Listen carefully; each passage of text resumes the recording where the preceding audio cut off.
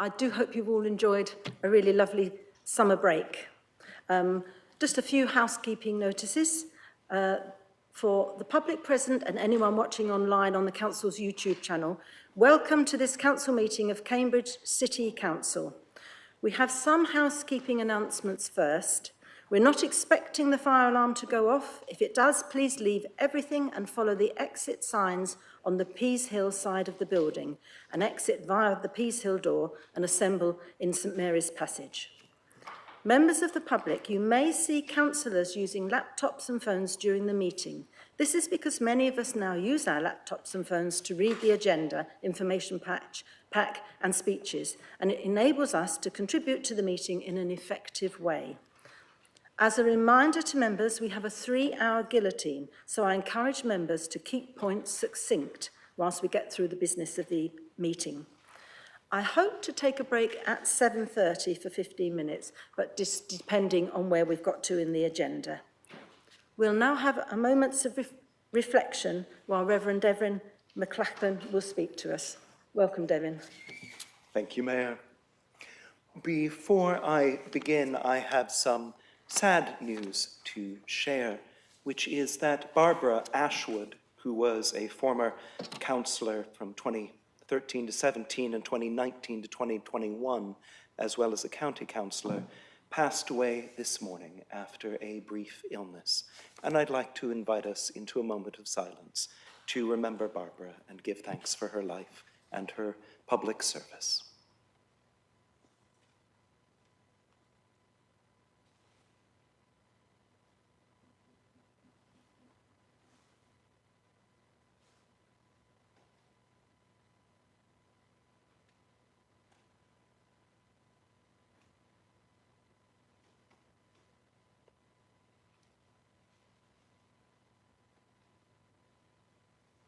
Thank you. A brief reading and reflection, this time from Isaiah, Deutero-Isaiah, the later Isaiah, or Isaiah, as most of you would say, writing about the hopes for rebuilding the city after a time of exile. If you remove the yoke from among you, the pointing of the finger, the speaking of evil, if you offer your food to the hungry and satisfy the needs of the afflicted, then your light shall rise in the darkness, and your gloom be like the noonday. Your ancient ruins shall be rebuilt. You shall raise up the foundations of many generations. You shall be called the repairer of the breach, the restorer of streets to live in. Isaiah speaks of what it takes to rebuild and care for a city, that it is work, first of all, of justice, removing the yoke, the burden in the midst of the community, that it is work of cooperation, to remove the pointing of the finger, the speaking of evil. This is very different from condemning dissent or disagreement, both of which are essential to an honest community. But it does speak to the attitude which we bring to our deliberations and decisions and cooperation. Isaiah does not call us to all march in lockstep, but he does call us to respect one another, to listen, to trust, to be changed, and to hear the voices of others. And of course, Isaiah speaks not only to how we treat one another, but a special attention to those in need. If you offer food to the hungry and satisfy the needs of the afflicted, that each of us in those places in which we have power or privilege, in any dynamic, whether it is in a city or a household or in our own lives, to use that for the good of those most in need, even as we know that each of us carries places in our lives where we are vulnerable and where we are in need. So as we come together to restore the streets to live in and raise up the foundations of many generations, may we labor not in vain, May we labor with cooperation, with our eyes on the prize, as Dr. King would have it, of justice, of cooperation, of the needs of those who are most vulnerable, and of the good of the whole city. Amen.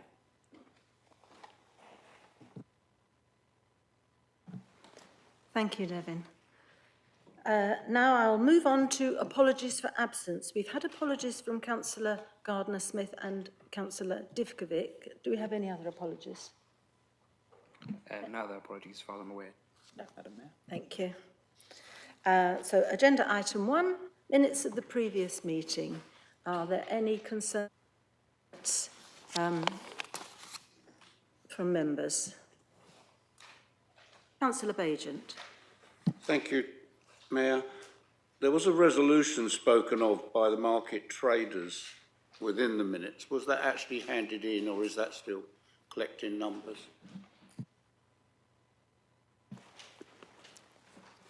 Do we know?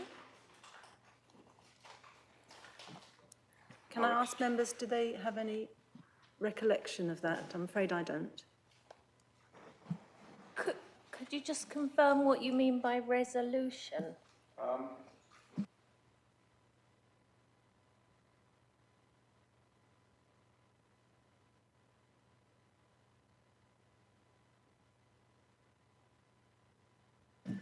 They have 18,000 signatures on a motion to council, and it's mentioned in the minutes, and I just wondered if it had actually been submitted.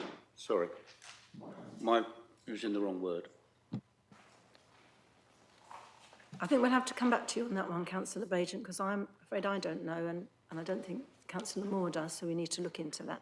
I'm afraid we'd have to, there have been a number of petitions on the market, and so we'd have to confirm which one. But there hasn't been one since the last full council, or certainly not to me. There are traders here who might be able to know. There's not been a new petition presented to the council since the last full council. Thank you, Councillor Moore. Are there any other queries on the minutes? So we don't actually know whether that petition of 18,000 signatures has been submitted. Councillor Bagent, we've said we'll look into it and check it out. Okay, thank you. Any other queries on the minutes? No, then I think we can agree that the minutes are passed if everybody's happy. Thank you. Now we move on to item 2. So firstly, I would like to thank our City Cultural Events and our Active Lifestyles teams excuse me, for an absolutely superb array of summer activities packed with fun and laughter for our residents. The Deputy Mayor Richard and I have visited every ward in the city. Oh dear, I do apologise. We've had terrific feedback from the public. Members, I've also been very busy for the past few weeks, so some of the events have been prizes to a football tournament for newly migrated Hong Kongers, organised by the Cambridge Chinese Federation. We've also had, excuse me, the Mayor of Heidelberg, Eckhard Würzner, at the Guildhall, and a joint declaration signed by both mayors to mark the 60th anniversary of Cambridge's twinning with Heidelberg and to reaffirm the relationship between the two cities for the future. The visit also included a climb onto the roof of King's College Chapel, which was absolutely amazing to look at the solar panels. The Mayor of Heidelberg was very keen on the science and technology that's going on in Cambridge.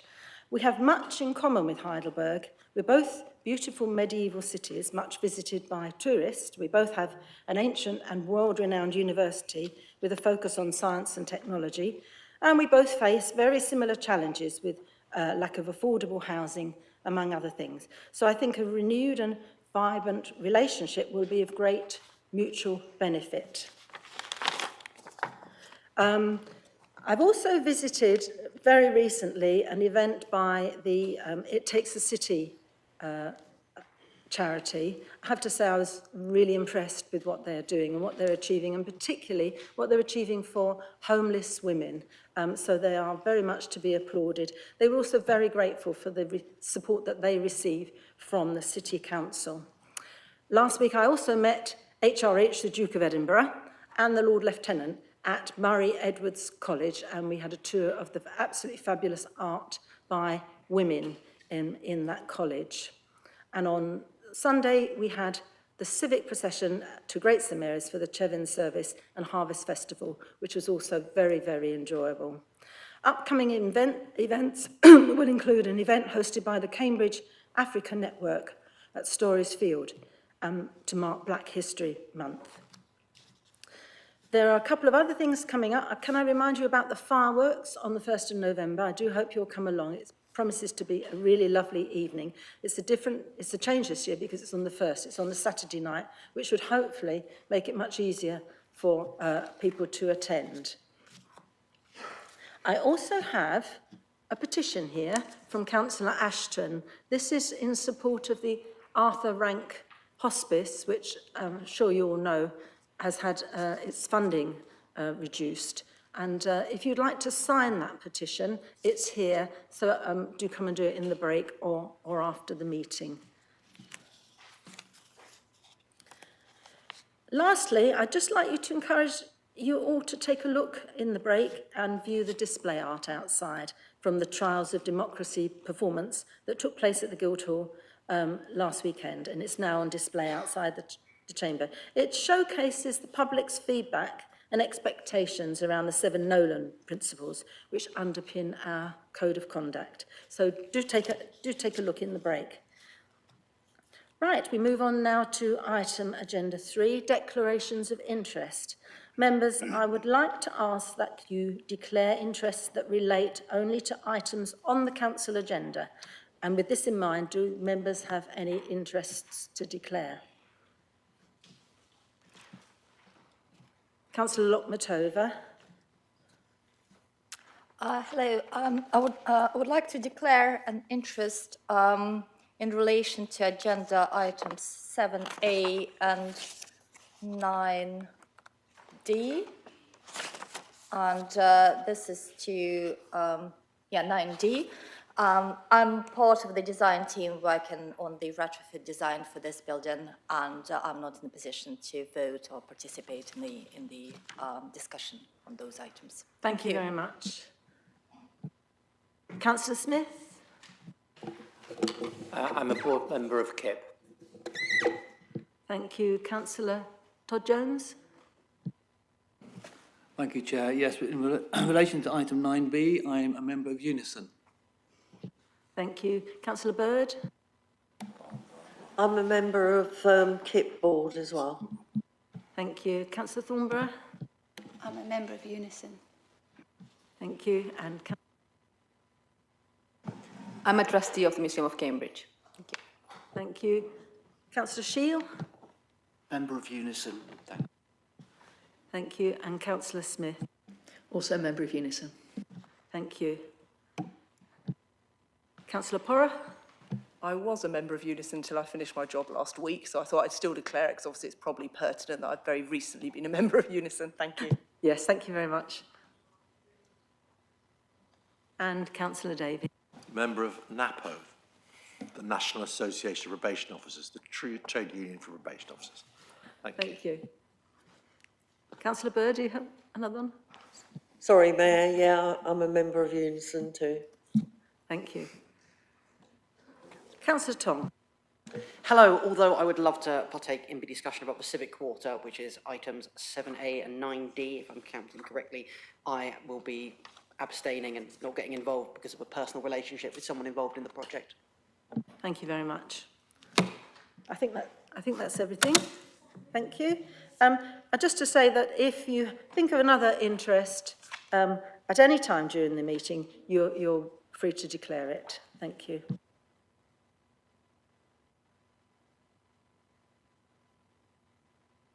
So we move on to item 4, public questions, for which we have 30 minutes. Public speaking rules provide that members of the public must send their text in to their public question in advance of the meeting, so we don't read out the text. But if you would, when it's time, take your place at the public speaking desk and introduce yourself, and please also advise us if you're speaking on behalf of a group. Thank you. So can we have public question number 1, please?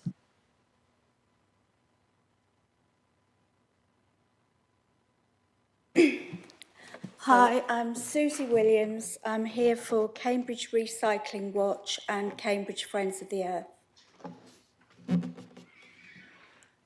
Who's responding? Yeah, so if the Cabinet member would like to respond, please. Thank you for your question and for your ongoing interest in recycling in Cambridge. So we understand that it remains Regen's plan to acquire a UK mainland MRF, mechanical recycling facility, which we naturally regard as positive progress. However, it should be recognised that contracts such as this are complex in nature, and therefore it can take time to negotiate the terms and conditions before reaching agreement, meaning that timelines are subject to change. I can assure you that once we have a further update, we will ensure stakeholders like yourself are informed. Also, I would like to reiterate, which I have said previously in this council chamber, that the contract was signed based on the MRF at Newry in Northern Ireland. But now that the contract has been in place for a few months, I'm very happy to confirm that the contract is going really well and the plant continues to run at a high sorting efficiency of 96% to extract as much valuable recycling as possible, which is an increase of around 16% on what we were previously getting on the last contract. So virtually everything that residents in Cambridge put in their blue bin are now being recycled. So that's excellent news. Thank you, Councillor Moore. Susie, do you have a supplementary question? You have 1 minute. Yes, I do. I believe that since 2019, Cambridge City Council has had the aim of becoming a net zero council by 2030. But every week since March, Regen's lorries have been emitting 56 tonnes of climate-damaging CO2 as they carry our recycling 400 miles to Newry in Northern Ireland, where I have visited and seen it. These emissions are your responsibility, it is your contract, and it is our recycling. In the light of this, why should Cambridge residents believe this council does actually care about fighting climate change? Actions speak a lot louder than words. Isn't it just the case that you took the easy option and made no efforts to find a more sustainable solution using a much more local MRF site because you actually didn't care? Thank you, Susie. Councillor Moore, would you like to respond? You have 2 minutes. Thank you. So no, we definitely didn't take the easy option. As I've said previously, it took quite a lot to get this contract. We went out to tender 2 years before the contract in Cambridgeshire came to an end. We went out as recap, Cambridgeshire and Peterborough. We were not able to find someone who could do all of the councils together as we had previously. So we broke up into lots. We went out to re-tender, and we did not have anyone on that list who passed the tender, who it was possible for us to work with, because they just didn't put forward a suitable application. However, yes, absolutely, those are our emissions, and we report on our emissions, and we have been working very hard within the waste service to reduce our emissions, moving to electric bin lorries.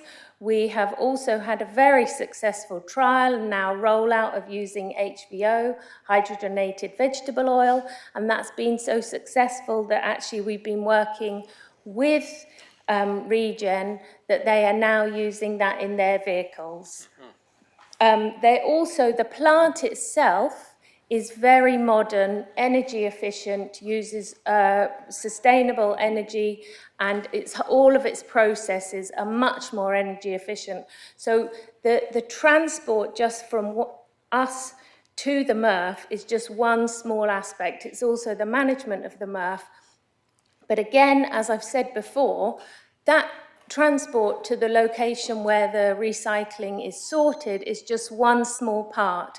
The recycler, once sorted, then gets moved, sometimes globally. Luckily, most of ours is being still recycled in the UK and Western Europe, but recycling can go all over the world. Obviously, once it's recycled, turned back into new products, it also travels back. So it's one small part of a huge global network of recycling.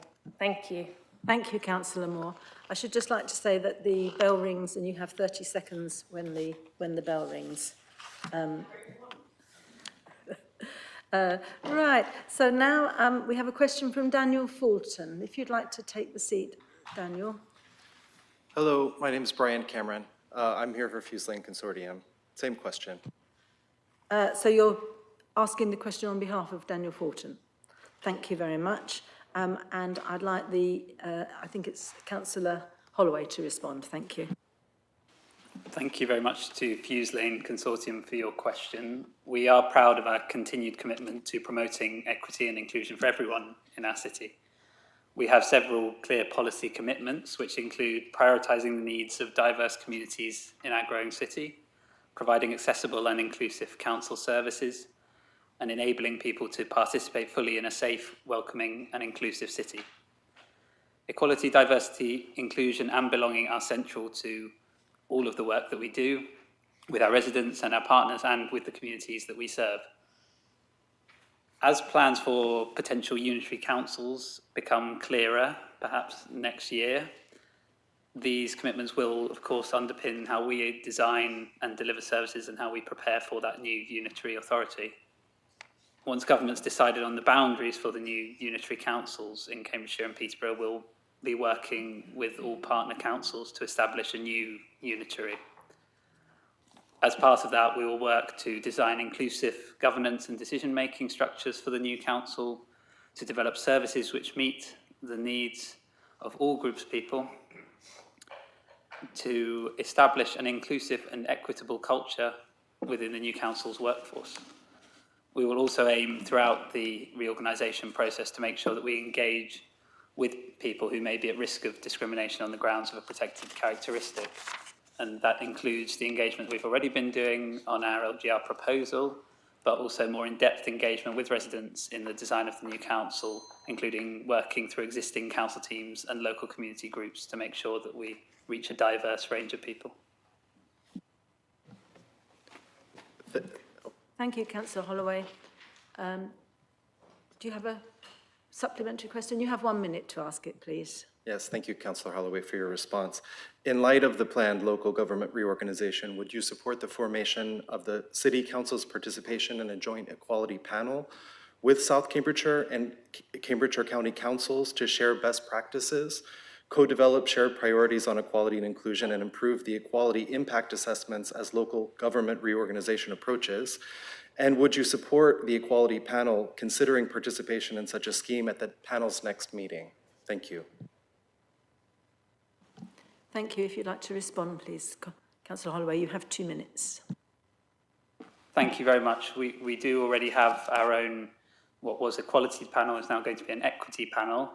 And I think for now, that's a successful way of working. We will then, of course, as we move towards a new unitary council, whether that's with South Cambridgeshire or with them and other existing district councils, we will develop new processes as a part of that. So I think that if we were to develop a new structure now, not knowing what the structure of our new unitary council might be, that probably wouldn't be the best approach at this moment. But we do have an equity panel in place, and that is an appropriate place for us to be able to discuss the kinds of issues that I think you are raising. Thank you for your question. Thank you, Councillor Holloway. And now we move on to question 3. Is Tanya here? If you'd like to take the seat, please, Tanya. And Councillor Thornborough will be answering your question. My question is whether the council is, have you seen my question, of Hello, course, is, sorry to interrupt you. can you not hear me? You don't need to read out your question. I'm not Okay. going to. Oh, I beg your... Well, my name is Tanya Elliott, and Thank I you, yes. live in And Cambridge. if you just That's say all I who have to you say in that represent, case. and then we all know your question. Right. Okay, thank you. Thank you very much for bringing your proposals and questions, and great to read about how beautiful Siena has dealt with these issues. It's another reason to visit that wonderful, inspiring city. Your suggestions align with the Council's broader ambitions to manage congestion, enhance air quality and support sustainable travel. However, the management of the public highway, including roads, lay-bys and on-street drop-off and pick-up points, is the statutory responsibility of the Cambridgeshire County Council as the local highway authority. The city has no direct powers to introduce or enforce charges for coach movements or stopping on the public highway. Our council does not collect data on the numbers or frequency of coach drop-offs along the back, as this activity takes place on the public highway and falls within the remit of the county council. But we in the council would be happy to support the county council in combined authority to explore options for improved coach management in and around the city, and this could include reviewing the location and suitability of the coach drop-off points, exploring opportunities for designated coach parking, and considering potential charging mechanisms where legally permissible, and engaging with local businesses and the tourist section. Any formal scheme would require the county council agreement, consultation with operators in compliance with the UK legislation for highways. So while we are supportive of exploring the measures that encourage sustainable and well-managed tourism, any decision will be with the county council. But we will raise your suggestions with them whenever we get the opportunity. Thank you. Thank you very much. I don't have a supplementary. Thornborough. If you'd like to ask a supplementary question, you have 1 minute, okay? Oh, all right, yes. Will this be part of the discussion when the Unitary Council is formed? I think when the Unitary's Council is formed, then the Unitary and the city will be responsible for highways and all transport issues within one council. But I really hope that it might be something that we could discuss a bit sooner than that, because we're putting in a Greater Cambridge transport strategy within the next 12 months. And one of the things is looking at the park and rides, which will be known as transport hubs, and hopefully that will be an opportunity to improve the facilities for coaches where they could stop at the transport hubs, and for buses and other maybe travellers as well. So we really want to make a lot more of the park and rides or transport hubs. But certainly when it's a unitary, it would come under the one unit or the one council. Thank you very much, Councillor Thornborough, and thank you for your question. We move on now to question 4. Sarah McManus.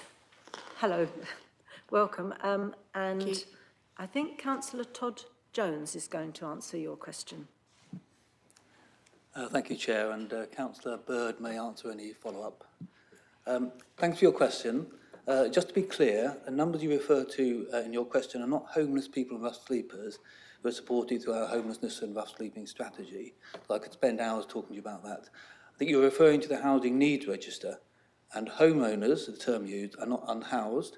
They're living in other tenures who are looking to move into social housing alongside existing social housing tenants looking to transfer. So home seekers should demonstrate a need to move, such as overcrowding, which sets their level of priority, defined by our lettings policy. A rigorous and fair criteria determines which home seekers have a high need or not. The number of home seekers have dropped by nearly 400 as of this week. A new demand has been more than offset by new allocations of social housing. And I know you're aware, having stood as the Green Party candidate in Cherry Hinton, Coleridge and East Chesterton, that our fantastic council house building programme, pretty well unprecedented for a council of our size, has a huge part to play in this. You ask about vulnerable households.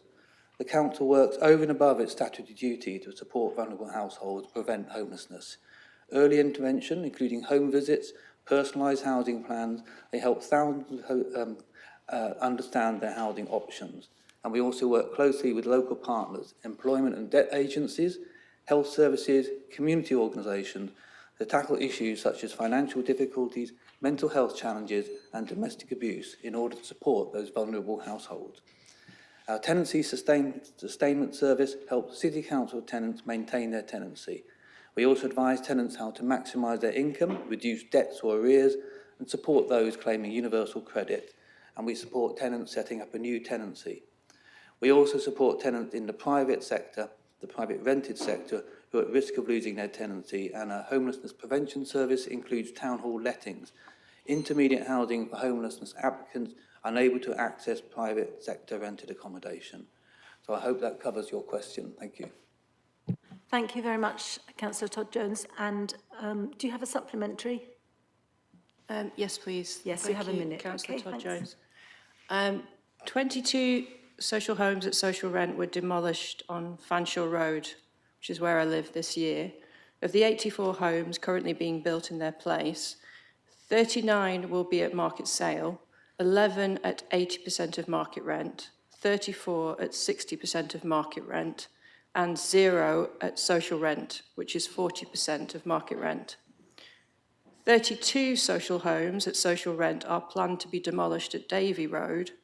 Of the 90 homes planned for Davy Road, 45 will be at market sale, 11 at 80% of market rent, 29 at 60% of market rent, and just 5 at social rent. So that's a loss of 54 social rents in our neighbourhood. Given the urgent need for social homes at social rents, why do you think it's acceptable to knock them down and replace them with market homes or homes at a higher rent? Thank you. Thank you. Would you like to respond, Councillor Todd-Jones? Or Councillor Bird is going to respond. Thank you very much. Thank you, Mayor. Okay. Thank you for your question. And I really wanted to come back to you.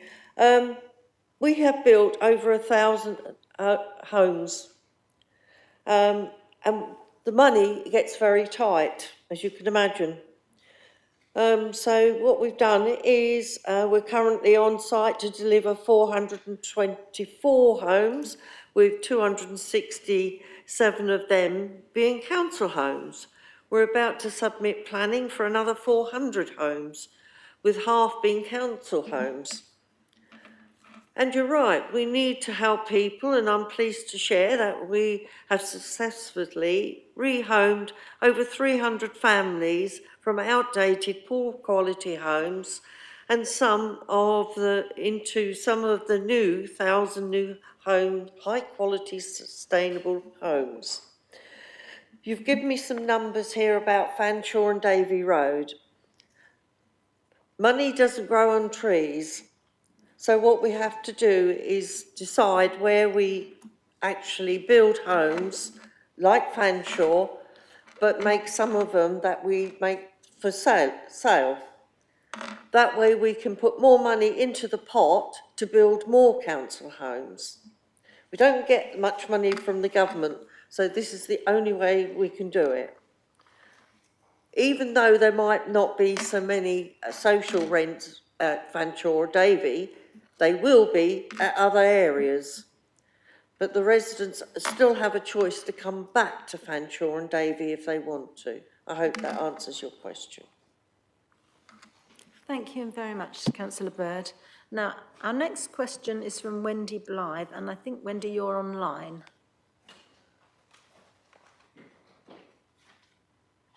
If you could. Hello, can you hear me, Wendy? Not seeing her.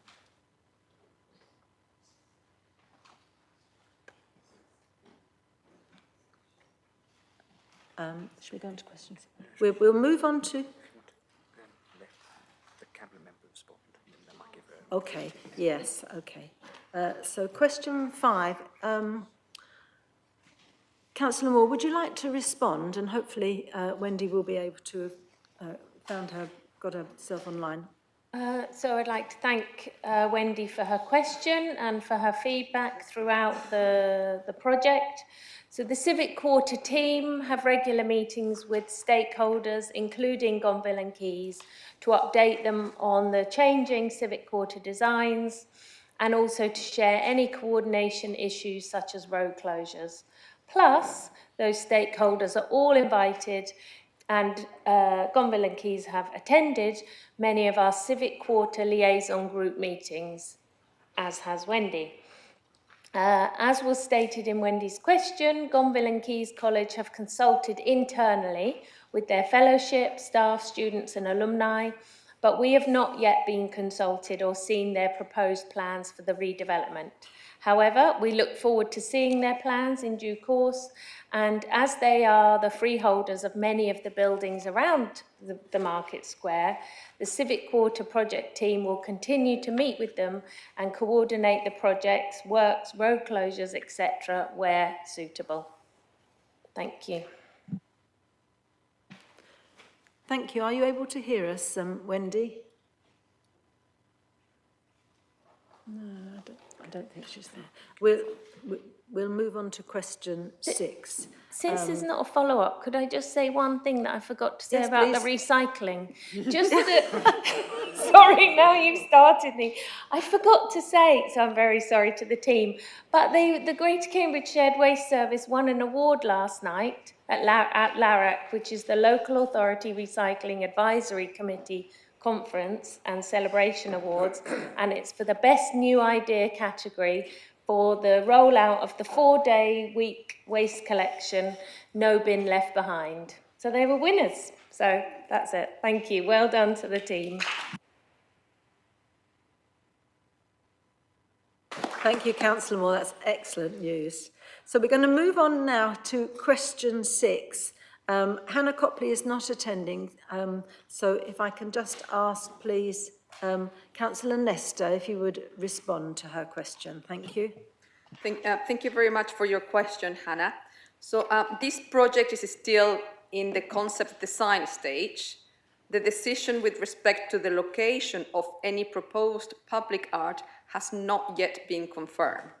Initial consultation has taken place with some members of the community, and further consultation will be taking place in due course. Thank you. Thank you, Councillor Nesta. And now we move on to question 7. Is Arthur here? Yes. Good evening. If you'd like to take a seat and introduce yourself and say if you represent an organisation. Thank you.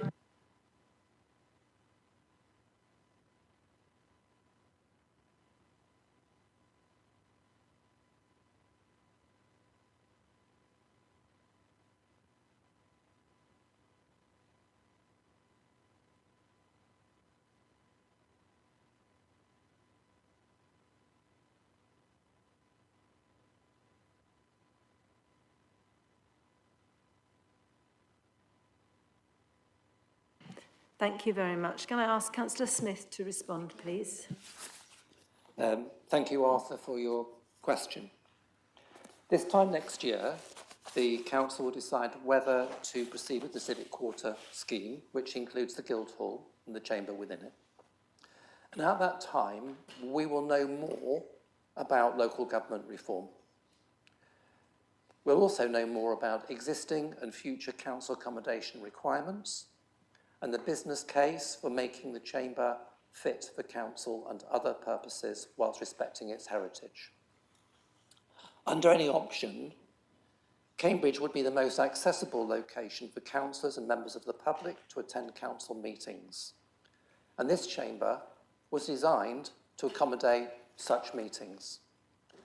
Any refurbishment works would need to make space, the DDA compliant, and increase the number of seats and provide better facilities for conducting meetings. Thank you. Thank you, Councillor Smith. Arthur, do you have a supplementary question? You have 1 minute to ask it, please.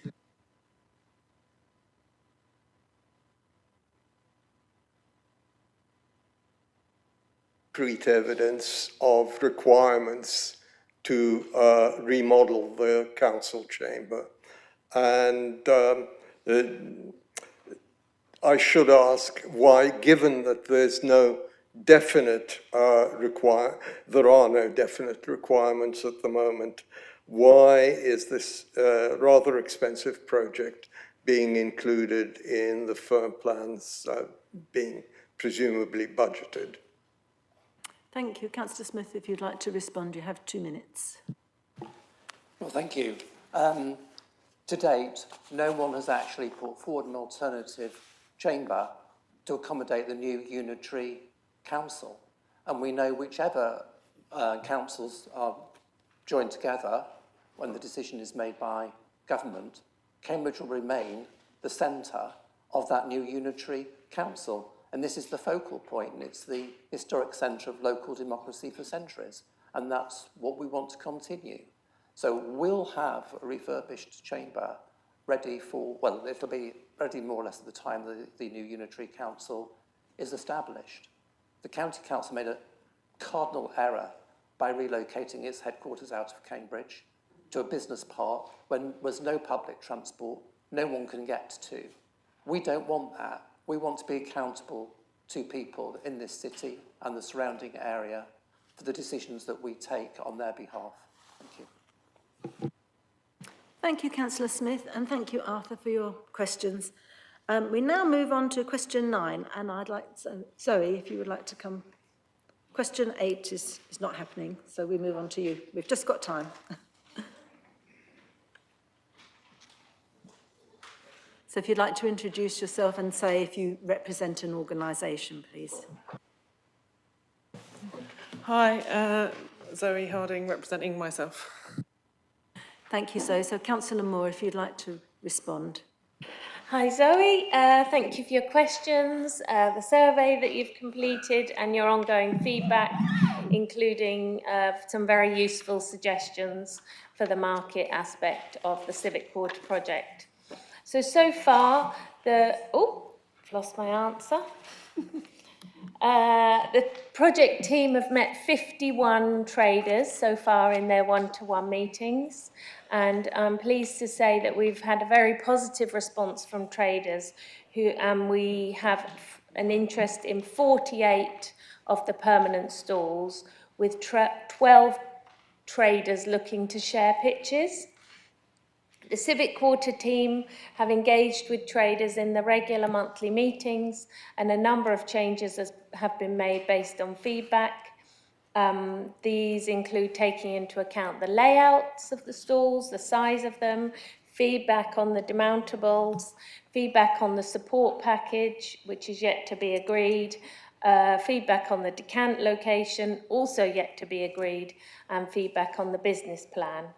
I understand that you've made your representations to the design team on the third stall option, and they've explained why this design doesn't work. The council is trying to balance creating a civic square with a thriving market that can expand and contract throughout the week and the seasons, and to ensure that the market is accessible and safe for all.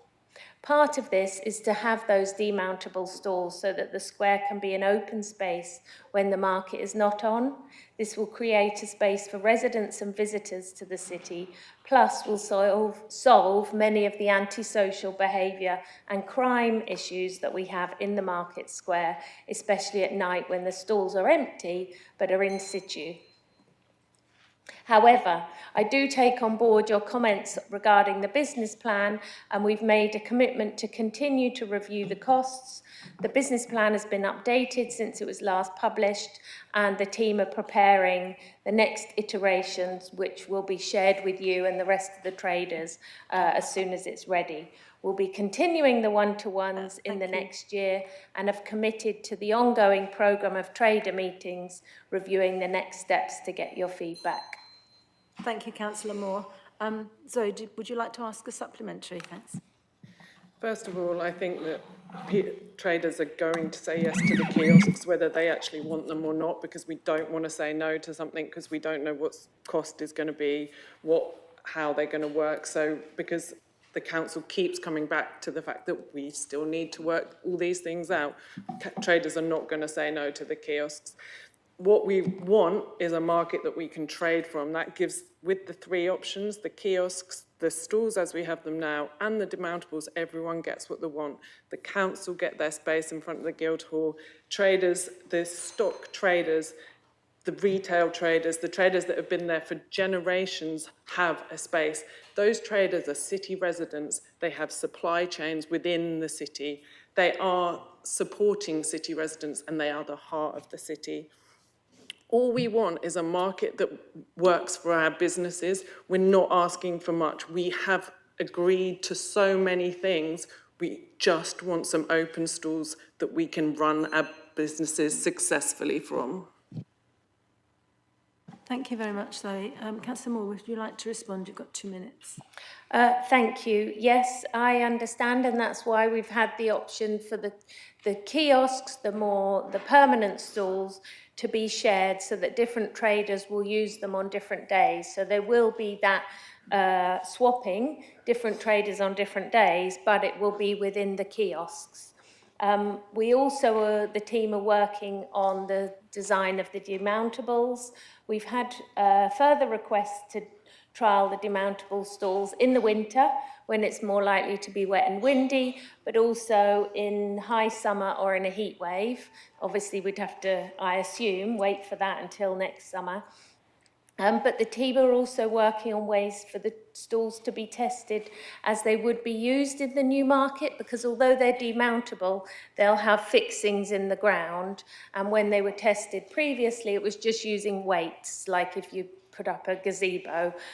So they're working out a way that the demountables can be tested with those. But I absolutely hear that you want traders to be able to trade from the same location each time that you trade, and that's why it's really important to have those conversations, those one-to-ones, but also to be open and honest in them. They are one-to-ones, so you should be able to speak freely, to explain what you need for your business, and that is at the heart of this project, is keeping all of those small businesses going, which there'll be no market if we don't have that, and we want that at the heart of the project. Thank you.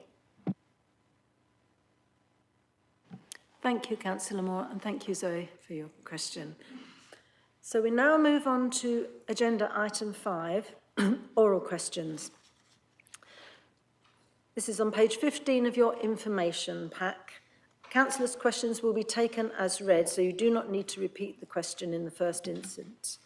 We now have a maximum of 5 oral questions, and each of these will be answered before we move on to the next item of business. So the Cabinet Member or Chair has 2 minutes to reply. The question has 1 minute to put a supplementary question if they wish to. The Cabinet Member will have a further 2 minutes to reply to the supplementary question, and a bell will be rung, as before, when you have 30 seconds left. So, Councillor Bick. Question 1, please. Thank you. Councillor Holloway, if you'd like to respond. Thank you very much, Councillor Bick. I'm sure you can appreciate that the transformation process has been very difficult for council staff. The reason for not debating the subject in detail in a public meeting was that discussion of specific roles at that point would have effectively entailed public discussion of the positions of specific staff members whose jobs were potentially at risk at that point. So that would have been wholly inappropriate and highly insensitive to do that in a public council meeting. The decision to enter into a transformation process was not one that we took lightly, and it's been a long process, and we've tried to do it in a way that has had limited impact on staff as far as possible. The February 2025 implementation paper led to a reduction of around 3.5% of the council's total workforce. It was 24 staff members that left the council through redundancy as part of that, and of those, 18 took voluntary redundancy. We know that this was very, very difficult for every one of those individuals, as well as for a far larger number of staff members who were put at risk during the process, but we are also very glad to have limited the impacts for most council staff as far as we could throughout that process. We're very grateful to staff for bearing with us throughout that. The process has helped us to achieve significant cost savings, and we believe it can also bring benefits in terms of efficiency, in terms of modernised processes, in terms of strengthening accountability. The restructure was built around improving frontline resilience and accountability rather than reducing capacity. So I'm really glad that since those changes were introduced, we have seen no reduction in the quality or standard of services provided to the public. Customer satisfaction measures, complaint volumes, and service delivery metrics remain stable. So there's no evidence to suggest that residents or tenants are experiencing a worse quality of service or of responsiveness as they did previously. Thank you, Councillor Holloway. Councillor Bick, would you like to ask a supplementary? Thank you, Mayor. I'm not sure if the leader has heard the term shrinkflation. It's normally applied to stealthy reductions in the packs of people's groceries in the hope that they don't notice. People are starting to notice that the same thing is happening with some of the council's services. Examples are the number of street bins being reduced, failure to contain nuisance weeds on the streets in large parts of the city, missed response times for graffiti clearance, and an absence of enforcement against obstructive A-boards and domestic bins.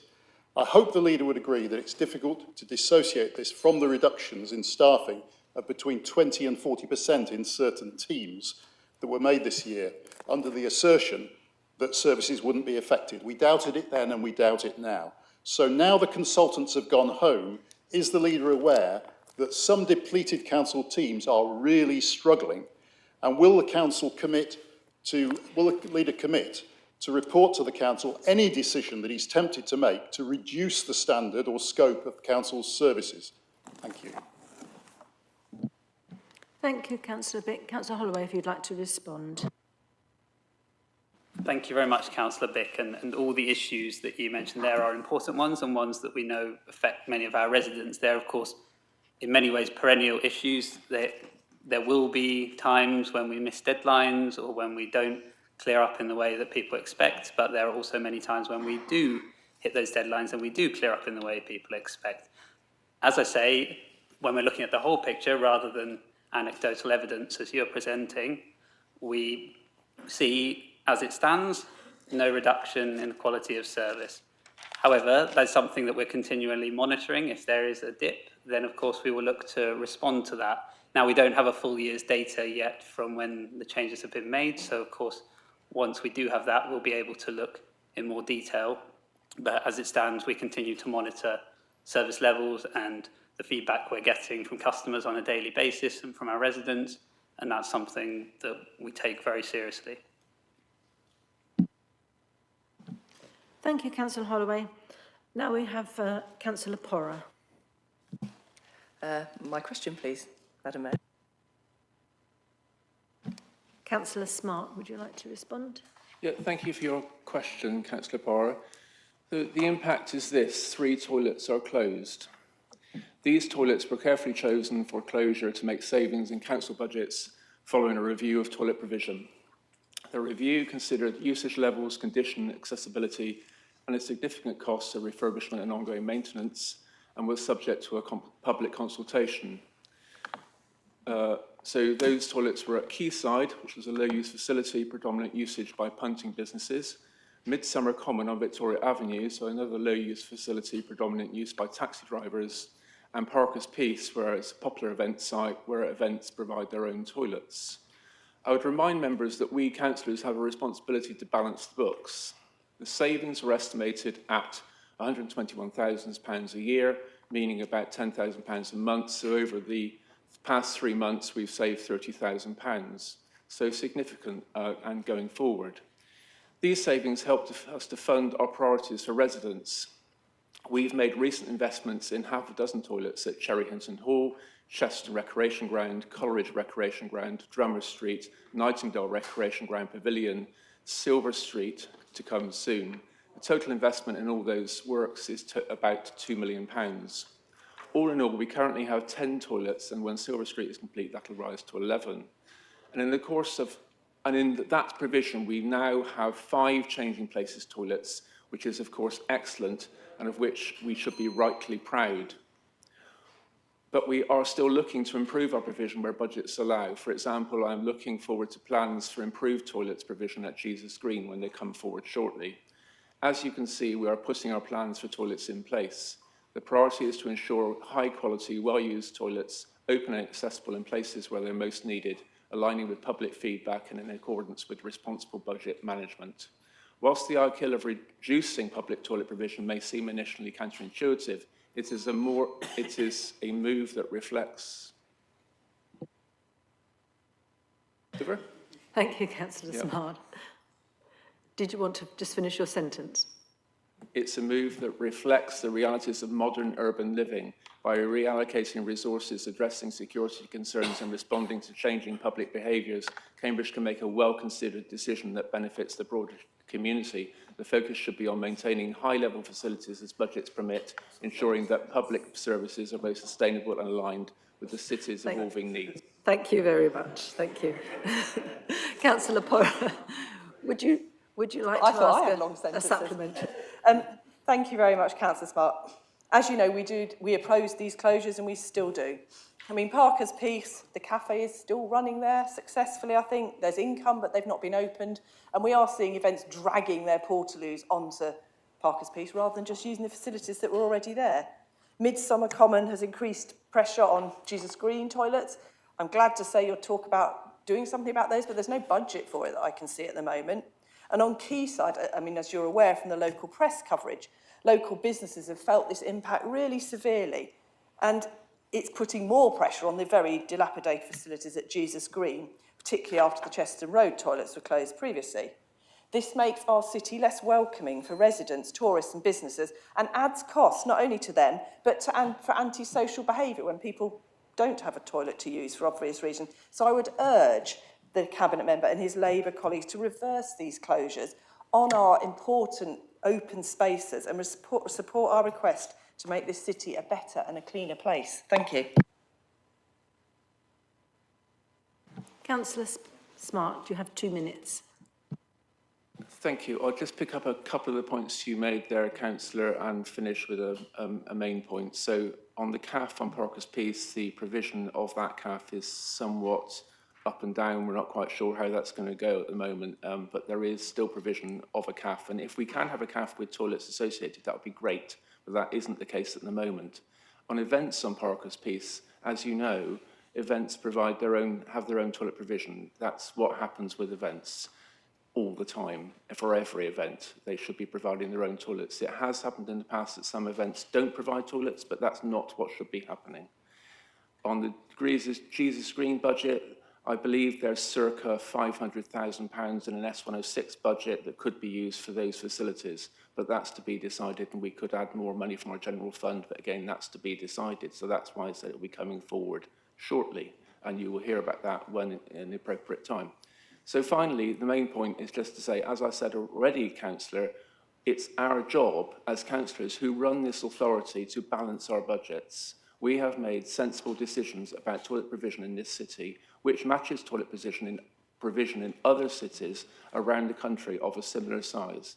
You can pick out one city like Newcastle, for example, with very few toilets. I think it's 1 or something. But just if I make a fair analysis, if you compare us with places like Norwich or Oxford, we are, you might say, similar. So it's not I'm saying we've got less or more, we've got about the same, and that's where we need to be, because that's where we can provide the best service to our residents. Thank you, Councillor Smart. Now we're moving on to Councillor Blackburn-Hogan. Question, thank you. So question 3, and that's Councillor McPherson. Thank you. It is indeed. Thank you, Chair. Thank you for your question. I think it's a very important one, as it happens. There is a legal provision under the Local Government Miscellaneous Act 1976 for council to set policy regarding the number of Hackney carriage vehicles that must be wheelchair accessible. And for vehicles licensed by Cambridge City Council, all new Hackney carriage vehicles must be wheelchair accessible. Currently, 50% of our vehicles are wheelchair accessible, which equates to 131 vehicles. HCVs operating from, CVs I should say, operating from any of the ranks cannot refuse a hire, and that includes disabled passengers. However, for private hire vehicles, there's no such provision, and therefore we cannot require them to be wheelchair accessible. Any bookings which are received through the operator, a private hire driver does not have to accept, as they are self-employed. There is no legal requirement, therefore, to require operators to have private hire wheelchair accessible vehicles on their books, and therefore no provision for the operator to provide a wheelchair accessible vehicle at the time the residents require. That is the current legislation at the moment. All new Cambridge City licensed drivers, both Hackney carriage and private hire drivers, are required to undertake safeguarding and disability awareness training, which is renewed every 3 years to ensure that drivers are aware of their responsibilities for the safe entry and exit of a vehicle. Members of the Licensing Committee approved a policy this year to introduce that all Cambridge City licensed taxis and private hire do have to have wheelchair accessible vehicles in-person training with an appropriate provider to actually demonstrate how you should use the ramps, support wheelchair users and safe entry and exit. Thank you, Councillor Macpherson. Did you want to ask a supplementary, Councillor Blackburn-Hogan? Yes, I did, thank you. Most people do not have to consider the type of taxi they require to participate in normal day-to-day activities, from medical visits, education and employment through to the ability to socialise with family and friends. However, the one group in society who often become isolated are people with disabilities, those requiring an assistance dog, where a Cambridge Pet Passport would assist, and this becomes more pronounced if using a wheelchair. What more will this council do to ensure independent freedom of movement in wheelchair-accessible vehicles, provided with dignity so each person can travel without reliance on family and friends to engage in regular daily life? Ensuring that there are not refusals to book, long wait times or cancellations if in a wheelchair, ensuring the users are not charged for waiting times between two booked journeys, as happened to a resident recently, and know how to report this to us, where drivers are trained and do not at ranks refuse service. Thank you. Thank you. Would you like to respond, Councillor Macpherson? You have 2 minutes. As it happens, there is a little bit of work in progress, and thank you for all that. I think it is a very important topic, I really do. But we've got some work in progress. Started working with Health Watch Cambridgeshire and Peterborough in June of this year. As part of this work, we have attended their Physical Disability Partnership Board. Within the meetings, independent members are able to discuss issues affecting those with those people. During this meeting, independent members discuss ongoing concerns, such as you've just highlighted there, regarding their experiences using taxi or private hire, including public transport. As part of the wider disability and accessibility work we're looking into, we want to consult and gain views and experience from those with lived experience to help inform us where gaps may lie, and you've just been doing that, and where the council can adapt policies or training to support. To start this work, a questionnaire is being worked on. A draft was shared with independent members to gain their views in the suitability of the questionnaire. You'll be happy, we'd be very happy if you wanted to take part in that. And feedback incorporated in addition to any feedback from equality officers within the city. At the moment, we're finalising that draft, which once finalised will then be shared with over 20 organisations that work in Cambridgeshire to attain their feedback. We will also send paper copies to organisations that request this in order to ensure we're reaching those with different disabilities. We hope this questionnaire will provide insight into any possible gaps in training that we can look into for the trade. So we'd be more than happy if you wanted to engage with us on that. That would be very useful. Thank you for your question. Thank you very much, Councillor Macpherson. That's really very welcome news that, that things are in progress. Thank you. Right, we're now on to question 4. Councillor Tom. Good evening. Could I ask question 4, please? You may. And Thank you for your question. Oh, Councillor Moore. thank you.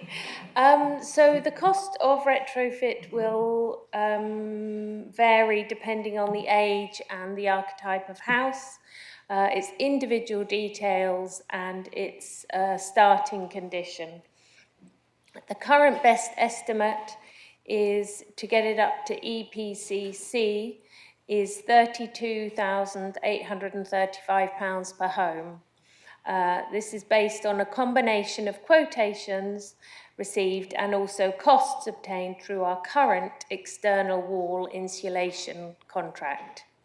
The price includes the primary energy efficiency measures together with the estimated additional costs such as essential repairs, obviously once the team are in working, find other things to repair, adaptations dependent on the individual resident's needs, planning applications and any fees associated with meeting PAS 2035, which are the retrofit standards which are required on all grant-funded projects. We currently have 5 council homes which are at EPC rated E, which will, strangely enough, cost an estimated £16,600 each because those have all got cavity walls, and the cavity wall insulation is much cheaper than the external wall insulation which is needed on the solid wall. So those 5 would be 83,000, but we've got 1,348 homes at Band D, which would cost 44.26 million. So 44.25 million plus 83,000 to bring all of our council homes up to EPC Band C. And I must reiterate that these are estimates and the figures could change, most likely go up, once the individual assessments have been completed. Thank you. Thank you, Councillor Moore. Councillor Tom, would you like to ask a supplementary question? I wouldn't. I'll leave it there. Thank you. Thank you. And so now, Councillor Deloire, we come to you. Question number 5, please. Yes, Councillor Moore. I thought I was off the hook for answering something, but I'm back. Sorry, need to... So, thank you very much for your question and for raising these important points around access to community clean-up days and recycling services, which we know are very valued by all of our residents across the city. The Council recognises and values the contribution that residents and local groups make in helping to keep Cambridge clean and welcoming. So we really actively support community-led litter picks and are always pleased to work with residents and local organisations who wish to arrange their own clean-up events. Equipment such as litter pickers, bags and high-vis vests can be provided on request, and of course our teams will support. Community cleanups are not limited to any specific area of the city. Groups across the city are welcome to self-organise, and we encourage local residents to come together where there's an interest or a need. And information and support for setting up a clean-up event can be found on the Council's website or by contacting the Community Services team. With regards to your suggestion of designated drop-offs, past experience has shown that these are extremely difficult and costly to manage. Unsupervised collection sites often attract fly tipping and unauthorised waste disposal, which can create environmental and public health issues and divert resources from other priorities. And we've seen this from our communal bins and recycling points. We did have mixed recycling points around the city, which we had to remove because of the high fly tipping that we were finding there. And also we've had to really review all of our communal recycling areas in flats for exactly the same reason. Thank you, Councillor Moore. Councillor Denoir, did you have a supplementary question? Thank you very much for your answer, but I see the practicality as your answer is not exactly appropriate, because whole the year, last financial year, 6 months, you done only 10 slot only. And it is only for few area, not whole across the Cambridge. So it is not sufficient service we do. And like a small item and minimum charge, the council turn up minimum charge £38. So it's a too much financial burden for residents while we are pressuring them for walking and cycling. How they can take a small item from here to Milton, it is a burden for them. And the council tax is rising every single year, but our service is shrinking. And other side, we are penalizing them, fine them, prosecute them.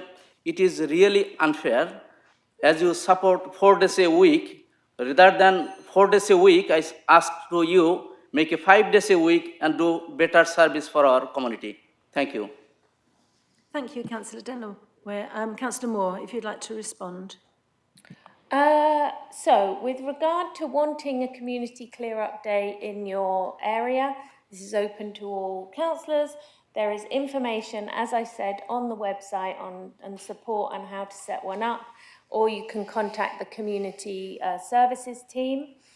As I said, if we had these designated drop-offs, if you could imagine if on your street the team put in a skip and just left it there and picked it up occasionally, I would imagine that most councillors can imagine your inbox would be full of complaints of the fly tipping and the mess that would attract. So that is why we have specific days which you can arrange. With regards to the 5 days, the service for residents is exactly the same. We're still getting our bins collected on the scheme that we're getting them collected. If residents want more, they can have a blue bin for recycling. You can leave side waste in a clear plastic bag for your recycling, or folded, taped boxes. You can have for free a second blue bin. For more, you can have increased numbers of blue bins. We also have the green bin for garden waste and food waste. We have the black bin. Coming soon to a locality near you, we will have our weekly food waste collections. And where residents have limited space, you can have sacks. So the team are very happy, either the shared waste service or, as I said, the communities team, to work with you if you feel that your area needs a community clear-up day. It can absolutely, you can arrange it. And just, last thing, yes, the bulky waste collection is a charge. The more things you have, the cheaper they are. But also the Greater Cambridge Shared Waste Service has got a new partnership with Anglo Doorstep Collections, who will collect clothing, toys, kitchenware and electrical items that are in good condition. Essentially, if you can't take it yourself to a charity shop, you can arrange it through them and they will come and collect it for free from your doorstep. Thank you. Thank you very much, Councillor Moore. Now that concludes our oral questions, and we're moving now to agenda item 6, the appointment of a vice chair to the Planning Committee. So I've had 2 nominations. The first nomination is Councillor Katie Thornborough. Could I have a proposer, please? Councillor Nesta is proposing, and a seconder. Councillor Smart, thank you. Councillor Thornborough, would you like to just say a few words? Yes, I would very much. So the first time I was on the planning committee was on the 6th of June 2018, 7 years ago. It was my first committee after I was elected, apart from the full council meeting.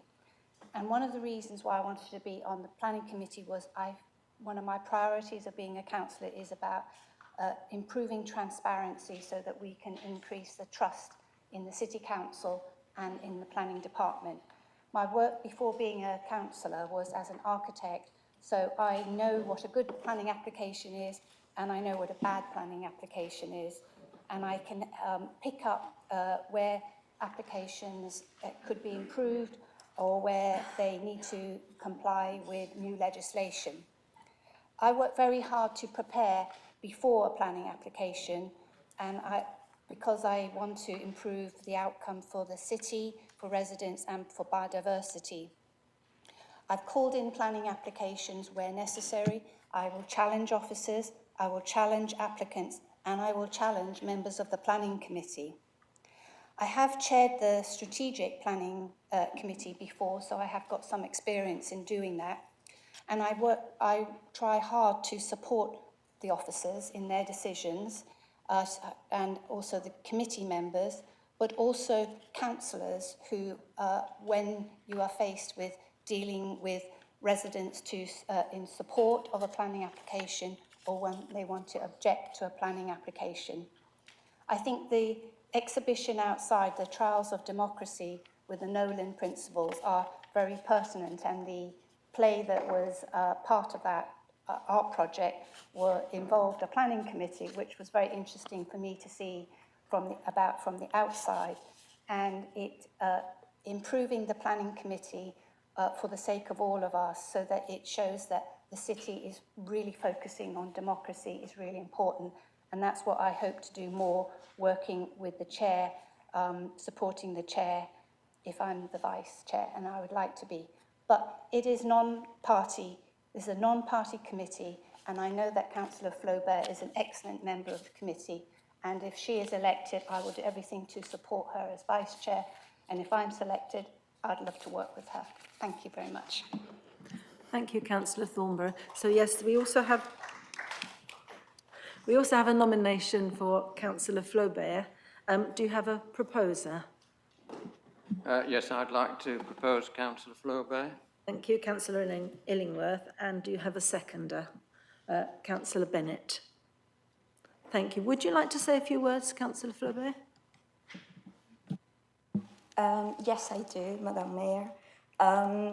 Unlike Katie, I don't have expertise in planning.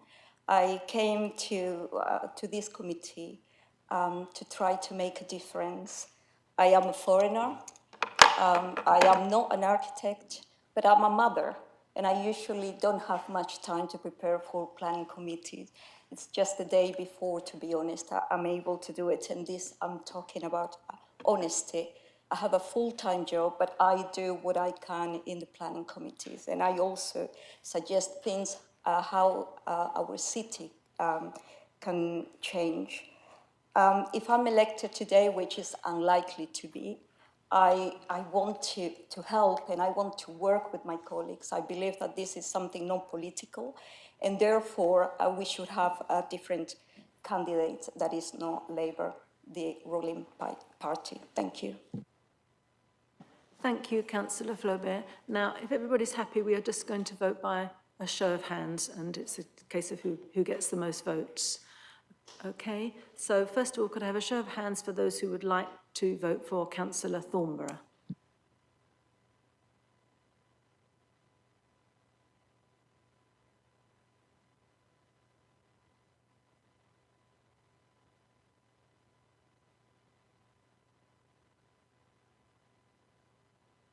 And now those who would like to vote for Councillor Flaubert.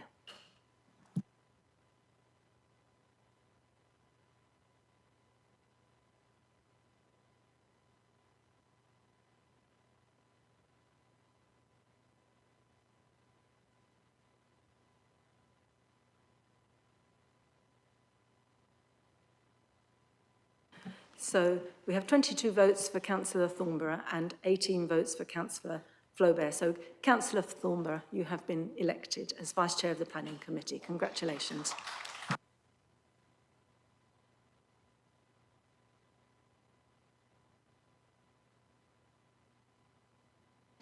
We have actually got to this point a little early, but if you're all happy, we will now take our 15-minute break. Is that? Back, please, in the chamber by 25 to 8.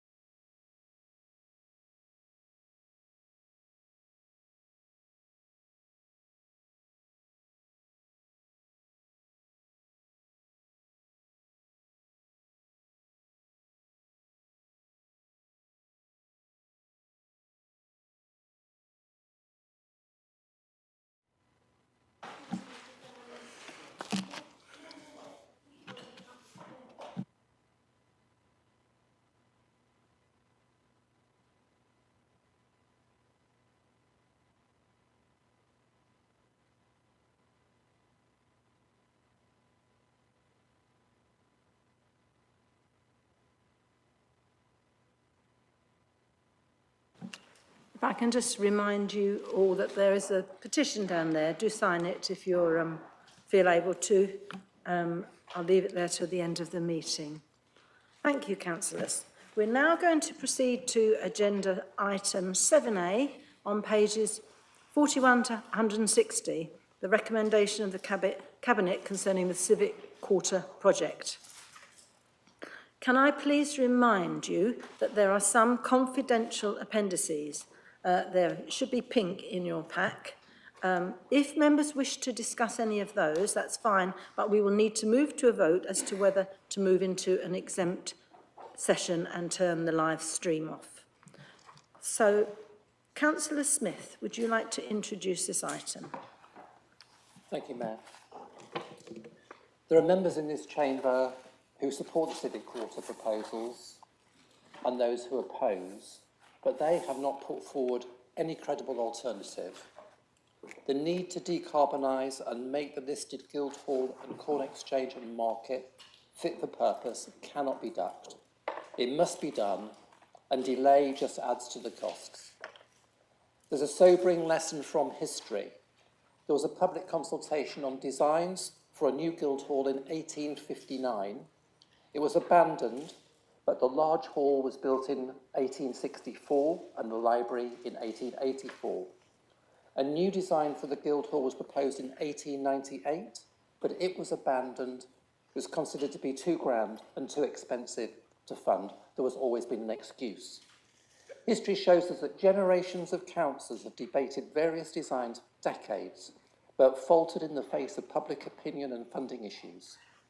The current Guildhall, completed in 1939, is the achievement of Florence Keynes and the committee she chaired in the face of public protest.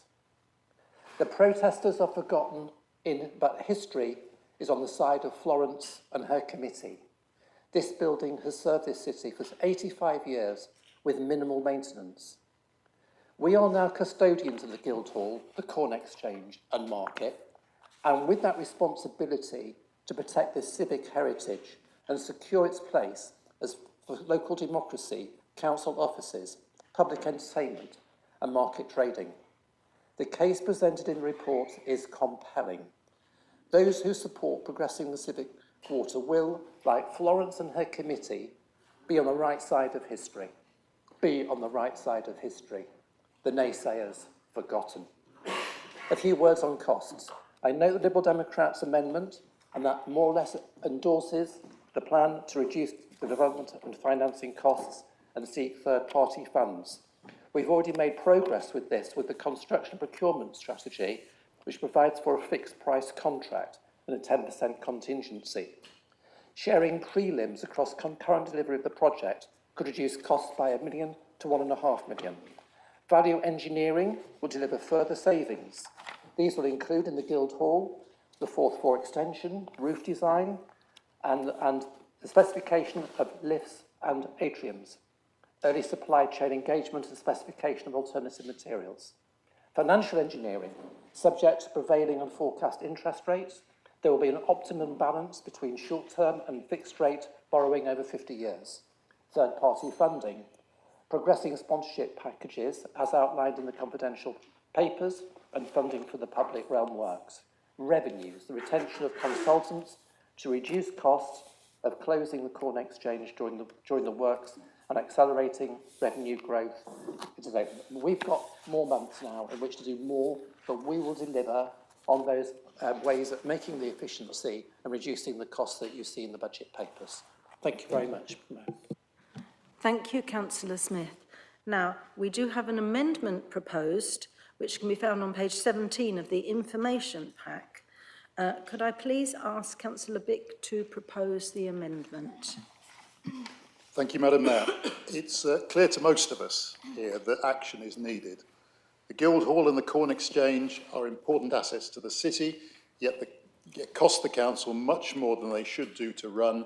They are inefficient and they are not realising the potential to bring income back to the council.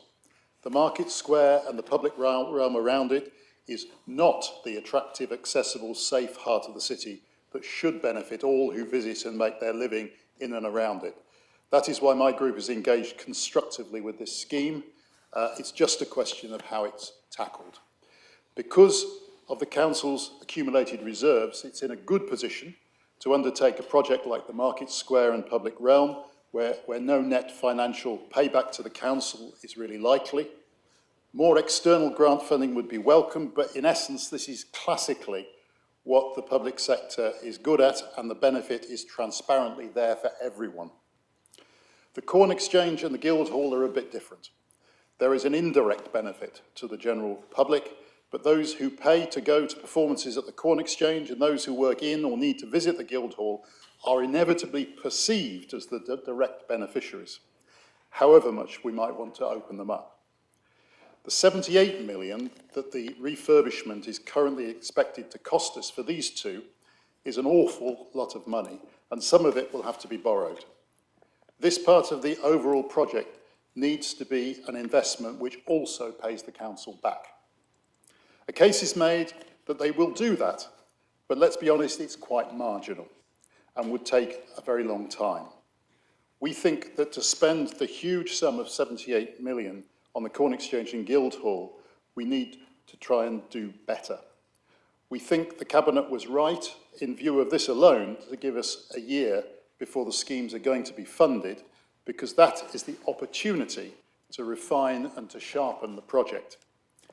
In a year's time, we would like to see the payback looking better by having focused on the list of things that are in our amendment, all of which are perfectly doable and what all big organisations do with big projects. We need to be able to show that this scheme, with its big price tag, alleviates the pinch on the council's ongoing public services and doesn't add to it, that it helps to avoid cutbacks and even helps improve services, proving it's not councillors getting carried away. In this year, when cutbacks were made, we must all be conscious that that is the council that residents experience, and committing millions of pounds on these projects in isolation can seem strange and disconnected unless we ensure the dots are joined up.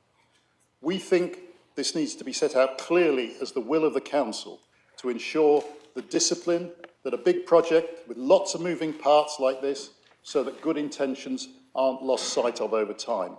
Without it spelt out, we would not be able to support the recommendation to take this further. That would be a pity, because the intrinsic benefits of the project are real and desirable. It has been jointly developed, and it would be odd to stumble on this point. I'd urge Council to unite around the important addition to the recommendation. It's proposed to assist these worthwhile projects, which we hope can happen, but just not at any price. Thank you, Councillor Bick. And Councillor Porra, I understand that you are seconding. Would you like to speak now or reserve your right? I will reserve my right, please, Madam Mayor. Thank you, Councillor Porra. So now we move to the debate. Please be aware that we discuss the whole project. Point of information, Chair. Just one moment. I'll just finish what I'm speaking, please. We discuss the whole of the debate, including the original motion and the amendment, and then we will vote on each of them afterwards. But the debate covers everything. Okay? Yes, Councillor Bajan. Chair, I have a motion, 9D, that relates to this proposal. Can it be taken alongside this proposal, please? Because... No, I'm afraid not, because we have this agenda, and it So is... are you saying that if this motion passes, 9D will not stand? I'm saying that we follow the agenda and we will have a debate so that everybody has their say, as they will do on your motion as well when we come to it. So the motion will stand? Thank you. The motion will be discussed. That's what I'm saying. Yeah.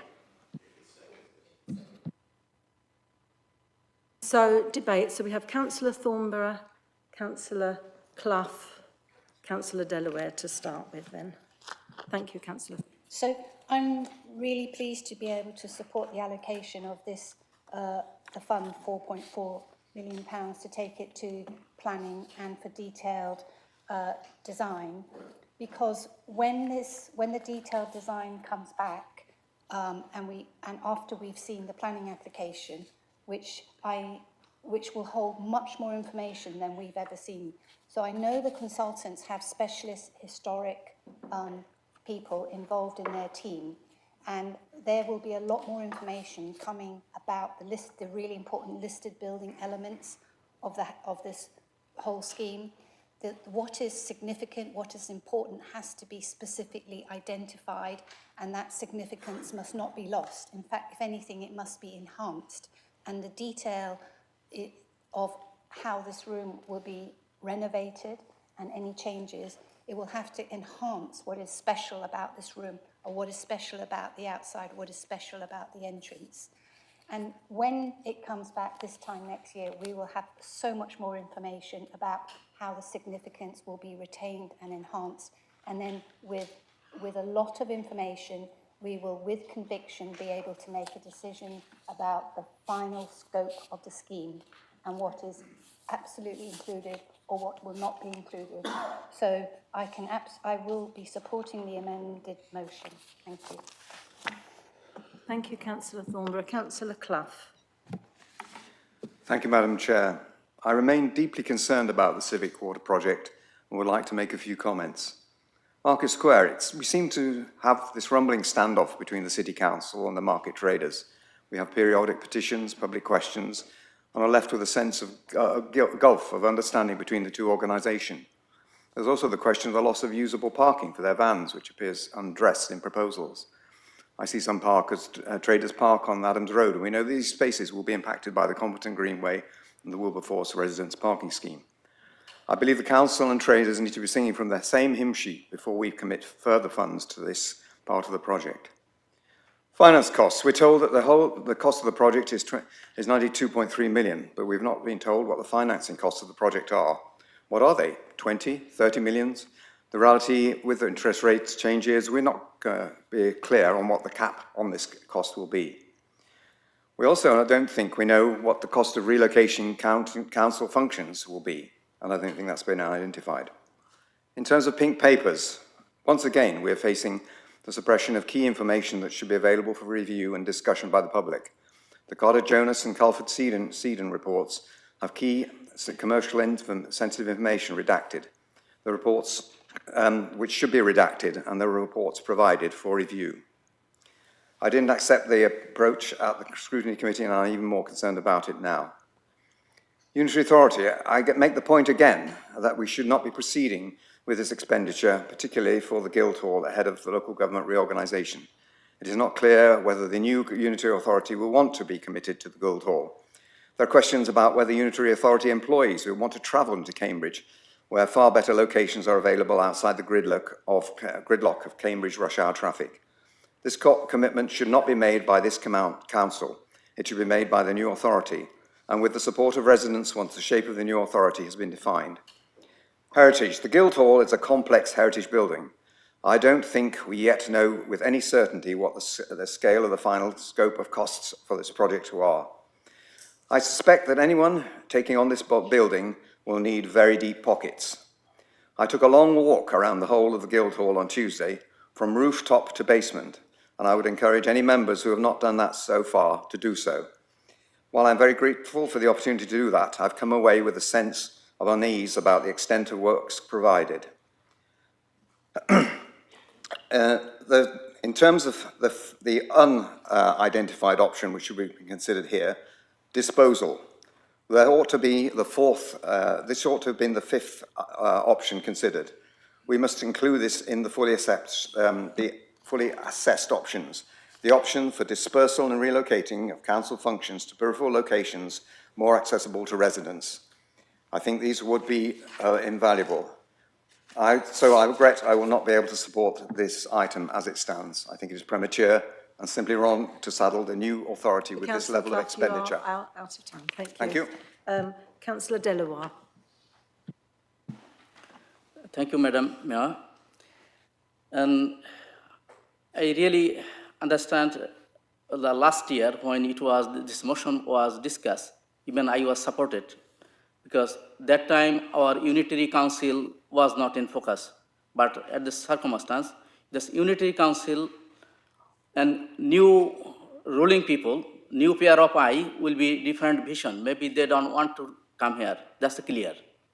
And I understand labor time is ending. So maybe different party will be run. And the compound have a very beautiful building already. We don't need to waste enough money, taxpayer money, to rebuild this building again. Yes, as I understand, and repair is essential, some seats and some decoration, and it should not be cost huge of money, not big type of investment. And as in front of our eye, the Shire Hall is empty now. Might be Guildhall will be same. So people elected us, expend their money. Where your money coming from? You borrowing or you're saving? We need to expend every single penny wisely for the taxpayer money. And I fully opposing this option for the civil quarter. And we need to look after our small trader in front of our building. They are our community member, their family is rely on this small trade. So any disruption will be harmful for them as well.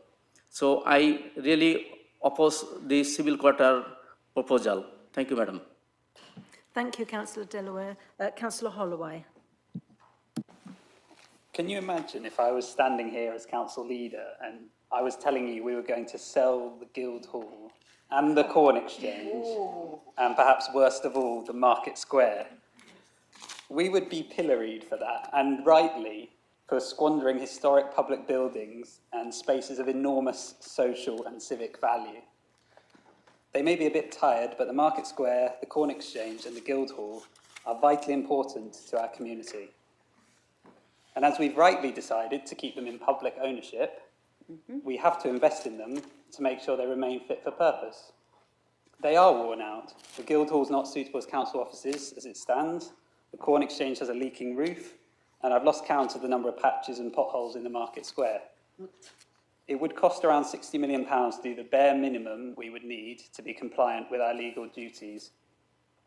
We want to do better than the bare minimum, while ensuring value for money at all stages of this process. We will open up the Guildhall to the community, putting in a cafe, a council help desk, a toilet, making more use of the halls for public and private events, and renting out office space to generate income which funds services elsewhere in the city. We will respect the heritage of the council chamber while making it more accessible and increasing the number of seats as required.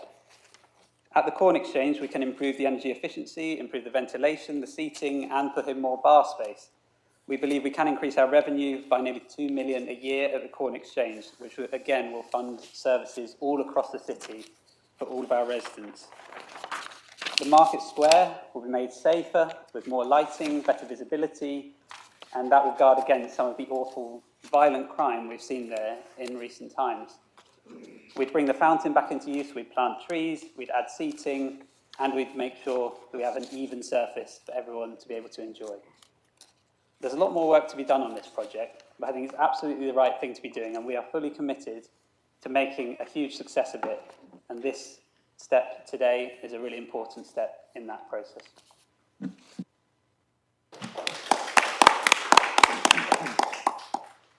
Thank you, Councillor Holloway. Councillor Smart is next. Thank you, Councillors Smith and Bick.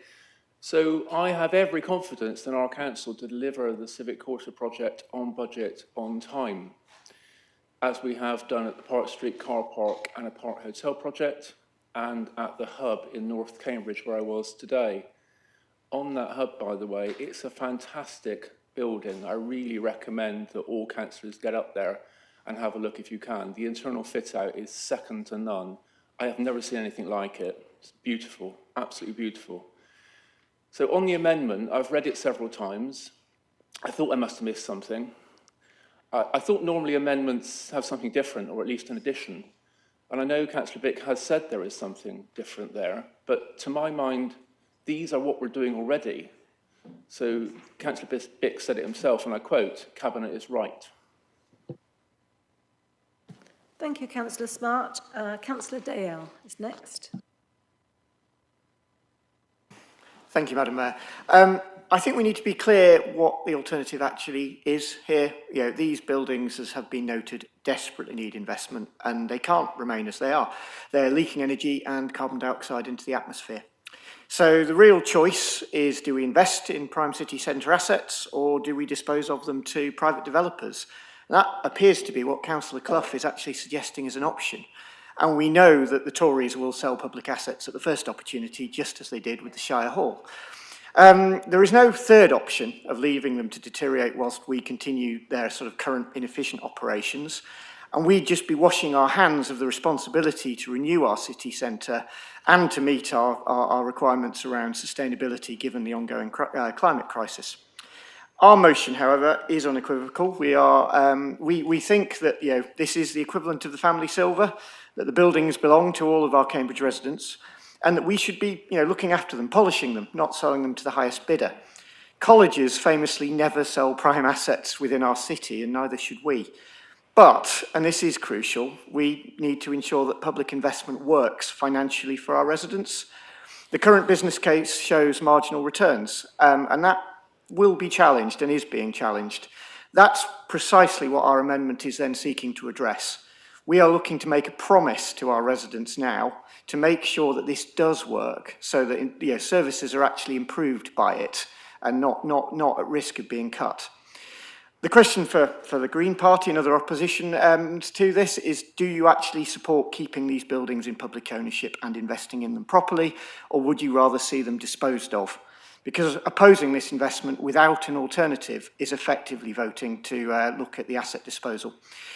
So our amendment gives a clear a year to the Cabinet to improve those returns. I think that's responsible, and I urge all members to support that position. Thank you. Thank you, Councillor Dale. Can I just say that we have quite a few people who want to speak, which is great, but time is getting on. I think probably the list we've got now is as many as we can take, because otherwise we will not get on to the motions. So maybe a couple more, but if you could be as succinct as possible, that would be really helpful. So we now go to Councillor Swift. Thanks, Chair. I'm concerned about the realisation of the plans for the council chamber. I think it's important that any changes to the design of the council chamber very much retain the heritage status of this room, and that its primary function remains as a formal debating chamber. Personally, I had a chat with the Cartwright Pickard architect, Robert, I can't remember his second name, and the idea of flattening the floor is a very expensive and, in my opinion, unnecessary way of actually modifying this space. A much better way of doing it is just have ramps, a gentle slope for wheelchair access, and an extra ring round the outside of the chamber. It would be much cheaper, and it would retain the heritage of the space much better.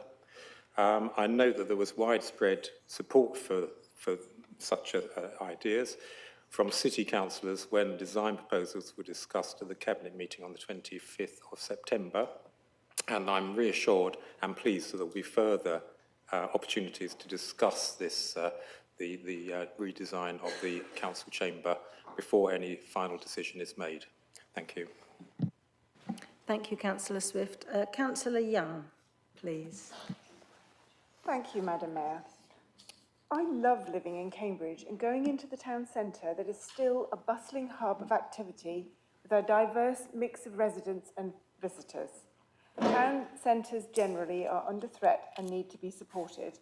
It is vital that we retain a civic hub in the town centre and make sure Cambridge continues to thrive. The money spent on the Market Square will pay dividends in residents' enjoyment of the city centre. Imagine a music band playing while you sit and have an ice cream in the square surrounded by greenery, or watch a film. This is not something that can be done at the moment, as there is no room. Making the square accessible to those with disabilities and reducing crime in the town centre is also a very good thing and money well spent. The sets are really hard for someone in a wheelchair, and greenery in the centre will be very welcome. The proposals for the Corn Exchange seem to me to be a commercial proposition that has the added benefit of ensuring enjoyment for residents of even more great shows and making them accessible. Work is necessary, as has been said already tonight, on the fabric of a very old and loved building. But the increased capacity will increase the number of shows that would be willing to come to Cambridge. This is obviously desirable and further supports our town centre. There has been a suggestion that we would wait for local government reform to decide what to do with the Guildhall. I'd like to point out that all constellations of district councils in a new unitary have Cambridge as the largest city and the centre of public transport networks. It's thus the most accessible for all residents of any unitary who should have easy access to their local government. It's the best fit for residents and thus the most sensible place to put the unitary civic building. And I would like to say that the unitary government is not some foreign beast. A great number of us will be on that and in part of that unitary, and we stand here in a position of responsibility and need to lead the discussion. So the proposals for the Guildhall do enable the council to make substantial savings in their running costs by putting all staff in one building. There's perhaps a longer payback period than we would like on the current estimate of costs, and I therefore support the amendment to this item, which seeks to make sure that all possible savings are made for the benefit of the public. Thank you. Thank you, Councillor Young. Councillor Nestor next, please. Thank you. I just wanted to point out about the social fabric and the cultural heritage that the civic quarter has. We have lots of community wealth for now and for the future, and working together, we can really make things happen. As the commercial says, there are things that money can't buy, but money well invested will really make a difference for our generation and our future generation. So therefore, I do support the amendment as well. Thank you. Thank you, Councillor Nestor. Councillor Payne is next. Thank you, Madam Mayor. I think we've talked quite a lot about the relevance of this building and the importance of improving it, and much as, the arm of this chair is literally coming off. So we clearly have quite a bit of updating to do. For me, actually, the real excitement about the Civic Quarter proposal is not this building, but it's our other public spaces. It's the Corn Exchange, it's the Market Square, it's the spaces which actually we don't own, but we have a very important duty to caretake them for the public. And for me, the real excitement of this project is a chance to bring those areas to be real public spaces that are relevant, that are useful for people in the modern world. The Corn Exchange is probably quite a peculiar building. I can't think of any other city which tucks its largest concert hall away down a little side street. But it has a real charm, and people will come from all over the country to see great acts, to see gigs, to see music. We all go to see the Christmas pantomime, and it's such a part of what it is to be part of Cambridge. For me, improving this and making it up to date to become more of a venue that people perhaps expect to go to in day-to-day life is a real opportunity to enhance that cultural factor and something which we should really embrace. The market is an absolute jewel in our crown, and we're so fortunate to have a thriving 7-day market. I do take the point, and I think it's very right, that we need to do better to work with the market traders, and there is clearly still a strong dividing line between the view of the council and the view of some of the traders, and we need to work hard to heal that, to work in partnership with them. However, the Market Square has a life beyond the day of the market, and it could be a real thriving area in the evening. And we've already seen, sometimes when we go to the committee room for our group meetings, we hear in the Market Square beneath the chatter and the diverse voices, the number of languages. It's such a wonderful, thriving place.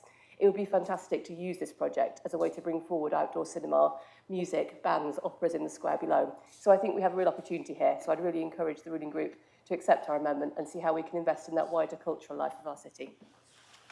Thank you, Councillor Payne. Councillor Ashton, you're next. Thank you, Madam Mayor. The elephant in the room is the unitary. Nobody can deny that the Market Square and the Corn Exchange need doing up. The Guildhall is suffering, as we know, and we made this recommendation because we believe this was going to be the heart, our new home forever. That has changed. Our leader pointed out that if we said we'd sell the Guildhall, we'd be pilloried by the public. The County Council moved from their home out to the city. South Cambs moved from their home out to the city. What we want is guarantees for our residents that this Guildhall will be the home of the democracy. And I think that's the issue that we're facing. We have a hope, we have a wish, but they won't cut the ice. We need a guarantee that this will remain. So I'm pleased to see we're looking at the 4 million to actually say, what's it going to do? But we're not committing yet to what's happening. Because until we get that guarantee that this is the home of Cambridge and the Unitary, I cannot, with my hand on heart, say to the residents, pump £52 million into this building. Because if this is not the home and we have to go somewhere else, our residents will say, you closed the toilets, you stopped the folk festival, you got rid of the big weekend, and now you're moving us out, and that money could have been used. So we need to get guarantees. Our leader needs to go with the leader of South Cambs and say to the government, we don't want to wait till 2027. We want an answer in January 2026 to say, this is the home of Cambridge, and we will plough the money in to make this the place it will be.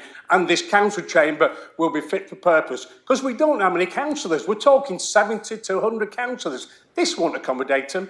So we don't want to be spending money that we don't know. So I urge our leader, get a commitment that we can all get behind to say, this is the home of Cambridge. Thank you. Thank you, Councillor Ashton. Next on the list is Councillor Moore, please.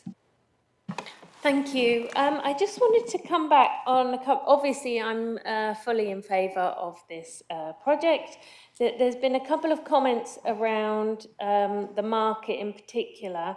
Standoff, gulf of understanding, we need to do better.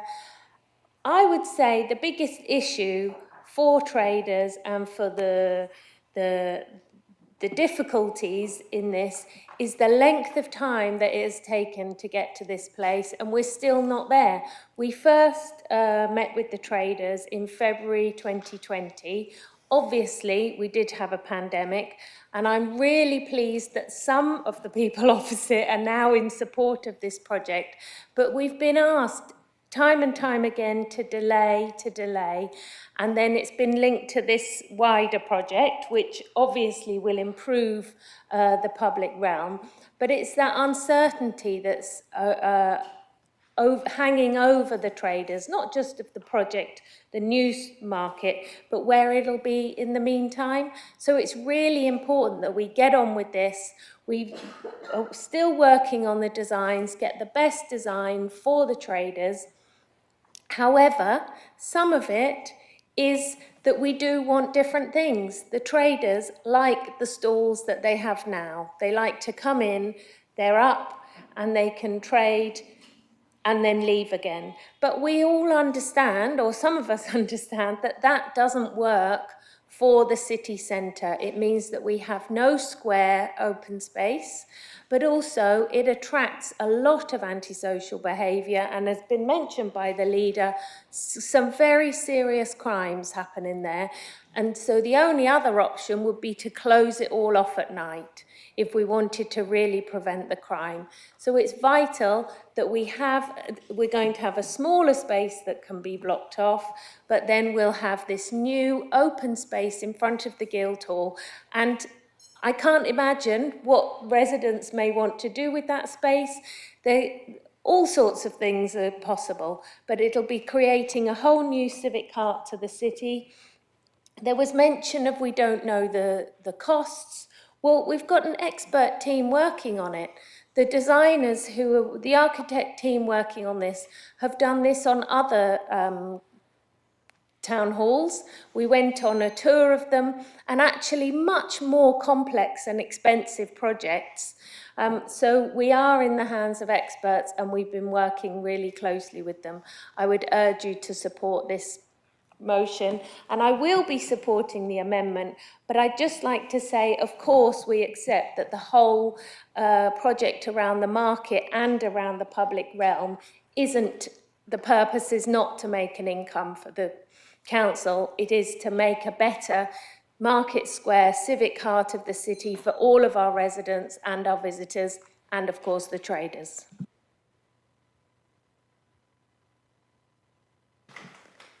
Councillor Bagent. Thank you, Chair.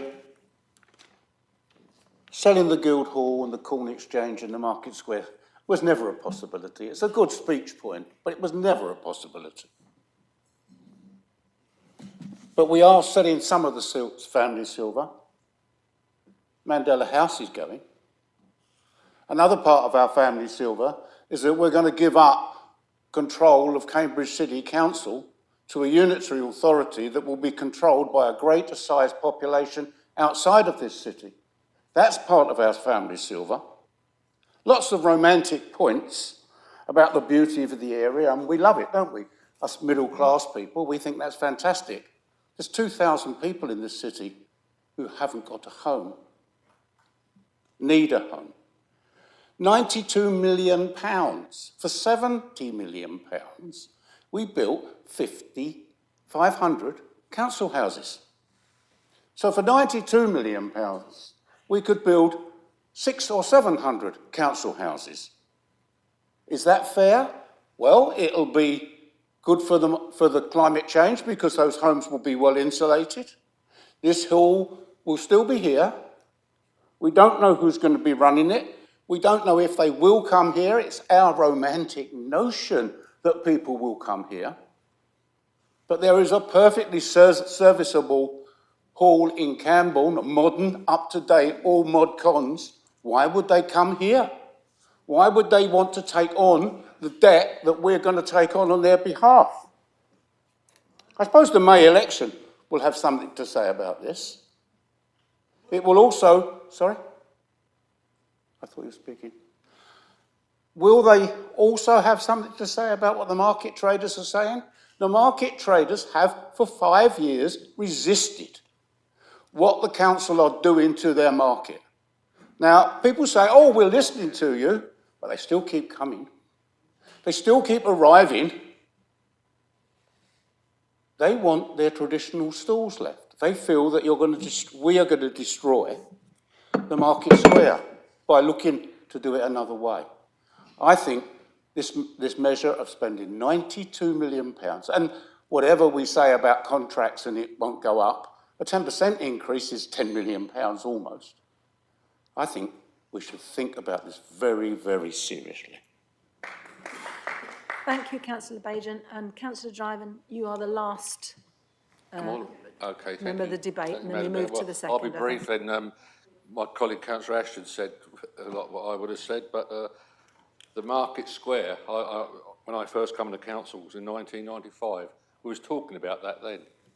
So a long while. So I agree that something, that was done, once needs some modification there. The Corn Exchange, yes, I'd agree with that. I remember over the years I've been on the council again, we were talking about selling it a few years ago, the Corn Exchange. So I'm glad we're keeping it. So I can agree with that. But as has been said now, until we know what the plans are for our new unitary authority, I find it very hard to go along with spending money. We don't know what they're going to do for all the reasons that's already been said. But I think some of the money we've got, we could save what we're going to use now, wait till we do know, we could use for undo some of the cuts we've made. Because residents, they tell me, I don't know, rest of councils, they are noticing the cuts around Cambridge. The grass is not being cut and things like that in the council houses. They're not coming out doing all the repairs on time. So my conscience, again, I can't vote for this when all this is happening to our residents. And we're using this money where we could use some of it now to help our residents of Cambridge. Thank you very much, Councillor Dryden. Now, Councillor Porrer, if you'd like to take your second your motion, please. Thank you very much, Madam Mayor. So our amendment, we think, is showing good governance and a focus on financial responsibility, allowing us all to demonstrate that this project can provide a better and more financially secure future for the heart of our city and our democracy, irrespective of local government reform. And I'm really glad that Councillor Smith and his colleagues will support it, and I think we're pushing in the same direction. I am somewhat bemused by the Greens and Councillor Bajan's approach to this. The Greens seem very, very happy to talk from the sidelines and leave us with no place in the city for local democracy to happen. Because my concern, to address Councillor Ashton's points, if we don't build a chamber that's usable, then when LGR comes through, where are they going to put it if we don't have it? It's a bit late to go, well, we'll do it 5 years down the line, we'll squash in somewhere else. Too late for that, in my opinion. I think there's also some basic financial misunderstandings. I mean, Councillor Bajan, the HRA is separate to the general fund. So the council house, yeah, I'm sure Councillor Bird agrees, that isn't money set aside for this. But also, if you read the papers, it's not the pink papers, it's the white papers. This, if we do nothing, you're looking at about 60 million with no proper return. If we do this properly, it is a lot of money, but we have to explain that that will generate income. It will support the Corn Exchange. Obviously, it will help the market, and it will welcome people into this beautiful building, which I believe the Greens did move a motional question about a few years ago, about having more people coming in. We're going to have toilets, we're going to have a cafe, all those things you want. The Greens particularly have been rightly, I remember asking Councillor Davey when he was leader, to decarbonise the reserves. As I said before, what better way to do that than to invest in net zeroing the Guildhall? I mean, it's literally, I would assume, party policy for the Greens, but you're still opposing it. And disposing of it, which you have put forward as an option, what, we'll just nip to Alconbury where there's no buses, no public transport, if you don't drive or don't have a car like me, I'm not going to be going that. What will you say to your residents when there's no fully accessible Market Square and a Corn Exchange that can't support the acts of the future? This is not sustainable to take that view in terms of carbon footprint, in terms of accessibility, and especially not financially.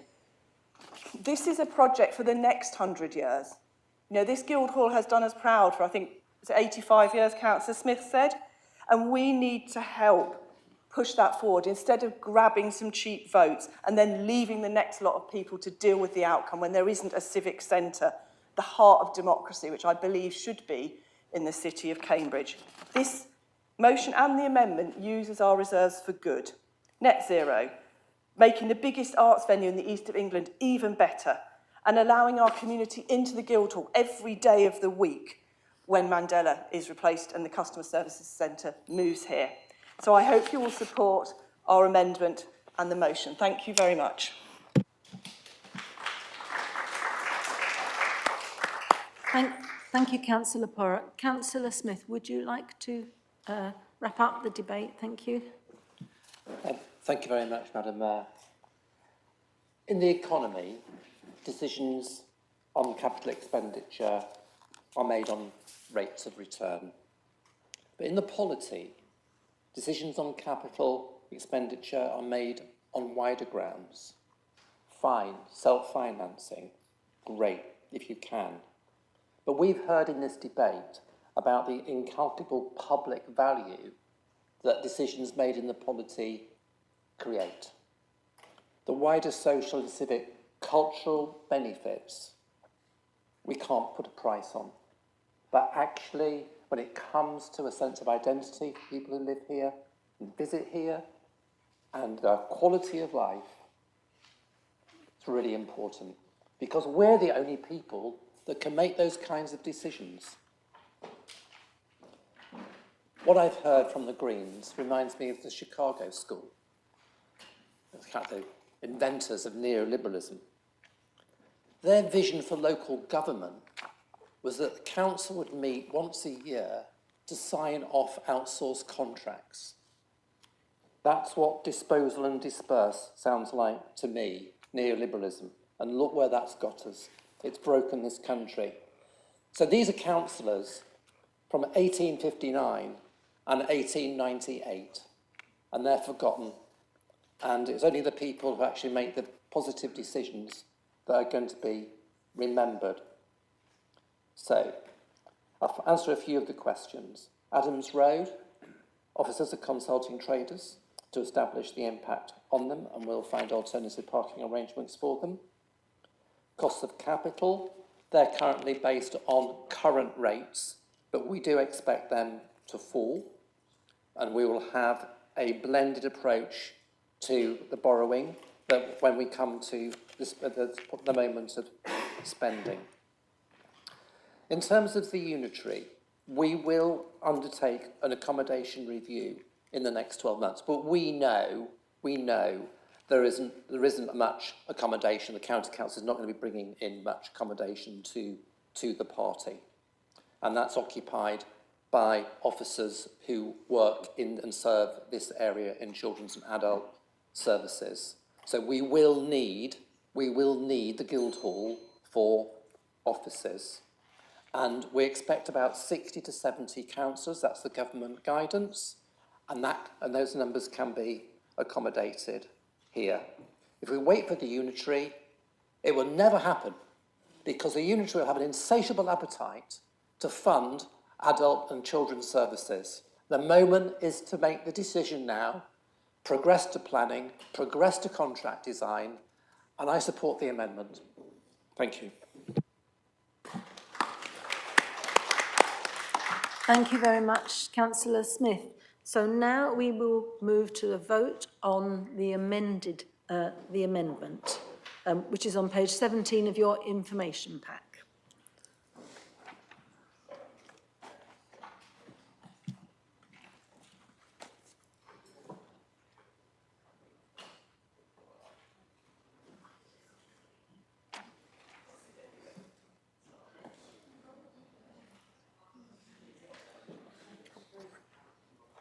Chair, a point of order, we need to see it on screen because otherwise we don't know if we voted or not.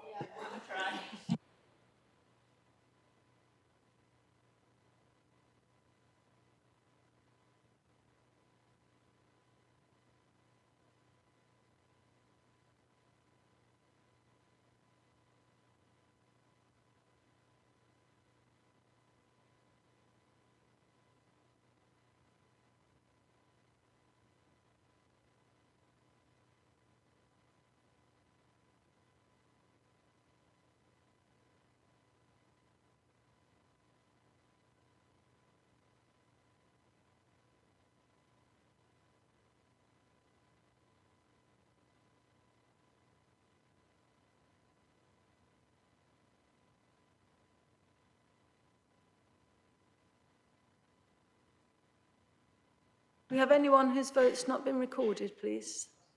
I think we're there. So we have 30 in favour, 1 against and 7 abstentions. So the amendment is carried.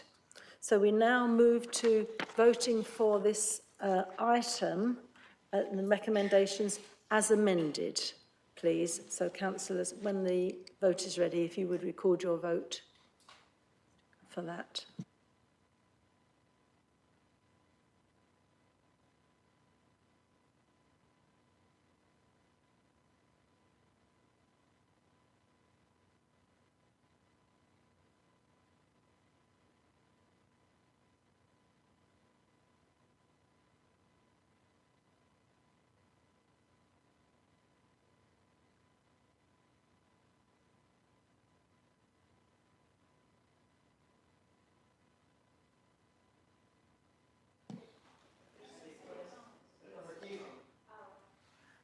Yes, Jean's voted. I think that's everybody. Thank you. So that motion is now passed by 30 votes with 6 against, 2 abstentions. So yes, the recommendation now is passed. Thank you.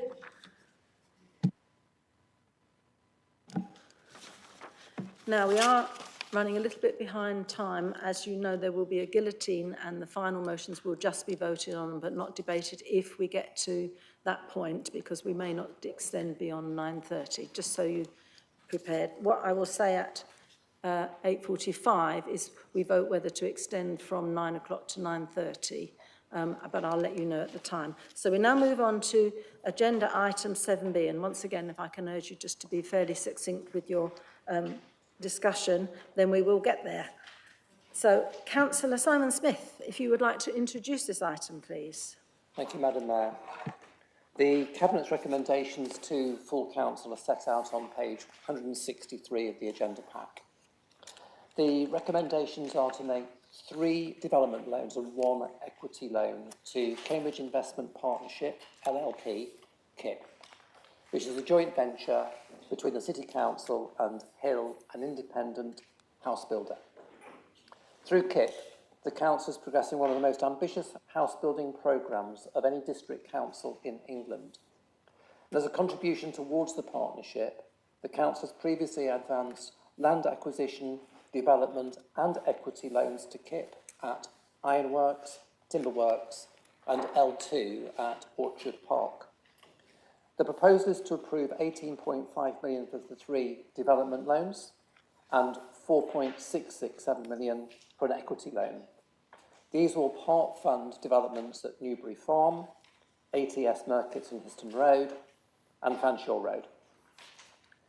We've heard a case for the council allocating its reserves and cash balances for ethical purposes, and another that the council should be spending its money for the benefit of the city, its people and the environment. If approved, the loans will help deliver benefits for people.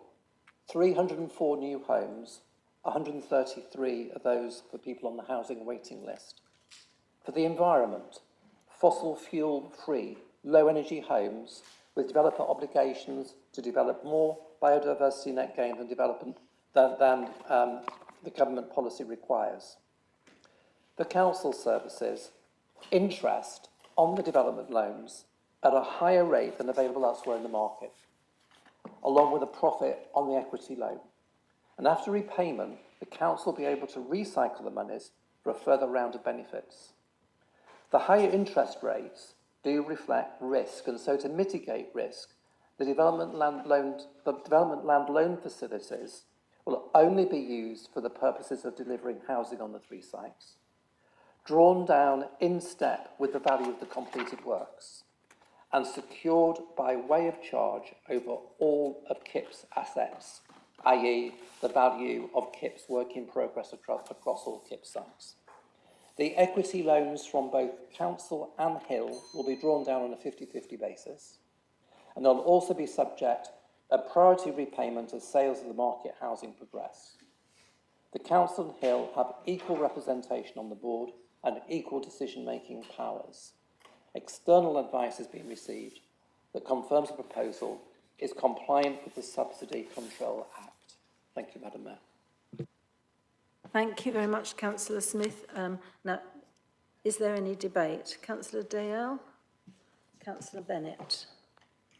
I'll be very quick. I think the KIP has been a very successful programme of work. It's delivered much needed social housing, and we hope that that success continues. Whatever happens in the future with local government reform, on our side, we are keen to make sure that we continue to support that work, and we will be supporting this next stage in the financing. Thank you. Thank you very much, Councillor Dale. Councillor Bennett? I've been told not to say I'm going to be very quick because people think that means I'm going to take longer. However, I do intend to support this loan facility, but I also would like the Executive Councillor to state what ongoing monitoring is going to take place in the lifetime of the loan, because around us in council land, we have a lot of property developments which are not going well. I can distinguish between those and this one for several reasons, but I think that residents would be reassured to hear what ongoing monitoring is going to take place in the lifetime of the loan. Thank you. Thank you, Councillor Bennett. Do we have any other? No? So I'd like to go back to Councillor Smith, if you'd like to just sum up. Thank you, Madam Mayor. In response to your question, you've asked that question before, and the Chief Finance Officer gave you an answer, which is they regularly review Hill's accounts and monitoring their financial status and position. So you can be reassured on that point. Of course, the points I made about the risk mitigation as well kick in too.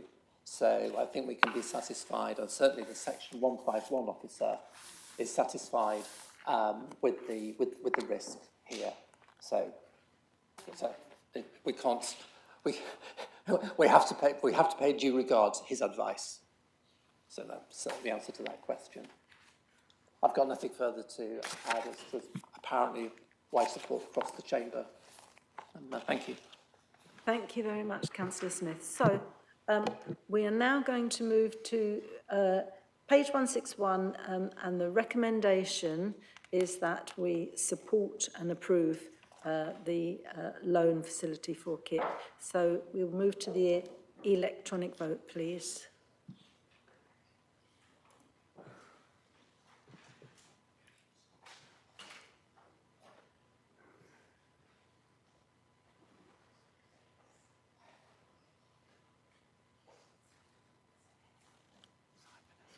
think we're there, aren't we? 38, yeah.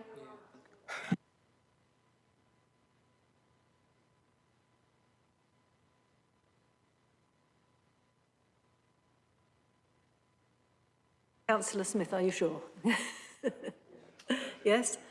Thank you. I think everybody has voted. So the resolution is passed, 38 votes, none against and 2 abstentions. Thank you, members. So we now move on to item 7C, annual Treasury report, which is once again Councillor Smith, please, to introduce. Thank you once again, Madam Mayor. So this report is the last of the 3 Treasury reports for the financial year 24-25. The reporting cycle starts before the financial year with the strategy and annual strategy and statement, which is sort of followed by a mid-year Treasury update report, and it ends with this report, which is the annual review following the end of the financial year. These reports are really important because they're part of the governance that makes sure that this council is managing its treasury correctly. Seriously important reporting. And the relate to the SIPFA Treasury Management in Public Services Code of Practice, the SIPFA Prudential Code for Capital Finance and Local Authorities 2021. And the annual review is also required under Local Government Act 2003 to produce an annual Treasury report reviewing Treasury management activities and actual prudential and Treasury indicators. This report confirms that during 24-25, the Council operated within the authorised and operational borrowing limits contained within the prudential indicators set out in the Treasury Management Strategy and Statement. There are the highlights I'd just draw attention to from the report. 115 million of capital expenditure in 24-25, which is split equally between the General Fund and the HRA.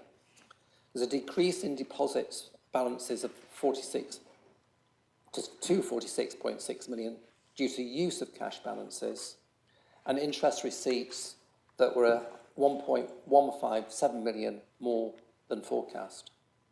And General Fund financing included 30 million of the 85 million of the pre-arranged annuity loan to fund Park Street development. And this development, after allowing for borrowing costs, is already contributing 1.4 million per annum towards vital frontline services. There's 24 million from internal borrowing, mostly to fund the land acquisition loans to KIP, which I've said we've just discussed, will support the delivery of new council and market homes. Is that the first bell? Thank you. Both investments underline the council's prudent and purposeful management of its resources, which government, business ratepayers and council taxpayers can trust. And the Cabinet recommends this report to full council, which includes the council's actual prudential treasury indicators for 24-25. Thank you. Thank you, Councillor Smith. So you can find the recommendation on page 173 of the agenda pack. Do we have any debate? Councillor Dale? I'll again be short. I think just to second the comments from Councillor Smith, there is a lot of hard work that goes into this, so we should thank officers for all of that, even if it maybe goes through this meeting without too much discussion. One thing I would note is that where we have the higher rates of interest, that is in part because interest rates haven't dropped as quickly, because inflation hasn't dropped as quickly, and it will be seen in higher costs in other areas. But no, I think the report looks sensible and we will be supporting it. Thank you. Thank you, Councillor Dale. I don't see any other hands up, so as the recommendation is that we approve this report and the prudential and treasury indicators for 24-25. So we'll move to the electronic vote, please, on item 7C.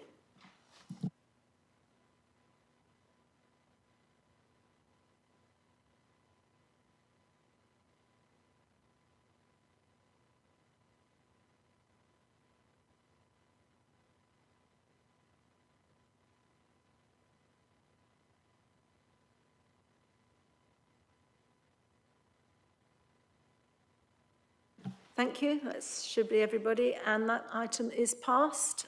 Thank you, Councillor Smith. 40 votes, no, none against, no abstentions. Yeah. So now I'd like to remind you, and I think, yes, we would all like to thank the officers for all their hard work in producing those reports. Thank you very much. Now, I'd like to remind you now that when we get to 9 o'clock, I have to stop the debate and we vote on whether to extend until 9:30 or not. So we'll move now to the first motion, but just be ready for that. We will have to stop at 9 o'clock. So, 9A.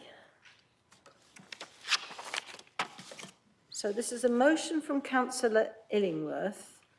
There are two amendments. There is an amendment from the Green Party, which is Councillor Glasberg, and there is also an amendment from the Labour Party, and who is presenting that? Councillor Holloway, who is also moving an amendment. So, first of all, Councillor Illingworth, do you wish to move this motion? Just yes or no? Oh, sorry, yes. Yes, Thank yes. you. And Councillor Dale, I understand that you will be seconding. Thank you. Right. Councillor Illingworth, you have 5 minutes to address the council.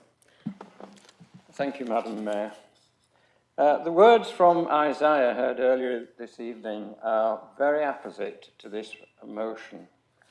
We stand at a crossroads that will define Cambridge's future for generations. This motion is about trust, partnership, and the credibility of government promises to local communities.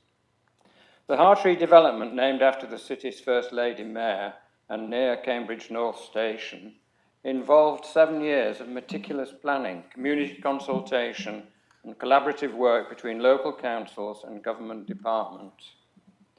7 years of resource and public money invested in good faith, based on clear government commitments. But now, with bureaucratic indifference, that investment has been casually discarded. The numbers speak for themselves. 5,600 desperately needed homes on one of the largest green field and therefore the most sustainable site in our region, with 40% affordable and 40% affordable and social housing. These houses represent families, young professionals and key workers who cannot find affordable housing in our city. The funding U-turn does more than deny housing to thousands. It undermines sustainable development principle we've championed for years. North East Cambridge represents everything we should aspire to. Homes close to employment, integrated transport, shared amenities benefiting new and existing residents. Relocating to less suitable sites, including Greenbelt, creates longer commutes, increased car dependency and fragmented communities. We literally undermine our climate commitments with every mile of additional travel this decision generates. The economic argument is equally compelling and equally ignored. The Treasury stands to gain substantially from this development. Increased council tax revenue, business rates, construction activity, and the multiple effects of a thriving new urban quarter. The precedent is deeply troubling. If 7 years of joint planning and promised partnerships can be overturned overnight, what confidence can any local authority have in future government commitments? How can we engage in good faith with ministers who view local partnerships as a convenience to abandon when expedient? Our motion takes a clear, uncompromising stance. We demand urgent reconsideration, not as supplicants, but as partners who entered this arrangement in good faith. The technical solutions exist, the planning framework is in place, local support is established. What's missing is political will to honour commitments. Our fallback position is equally clear. If the government won't proceed with the partnership they initiated, they must return the resources we invested based on their promises. This includes direct expenditure on North East Cambridge planning, opportunity costs, development work on the Hartree urban quarter, and all associated other costs totalling about £13 million.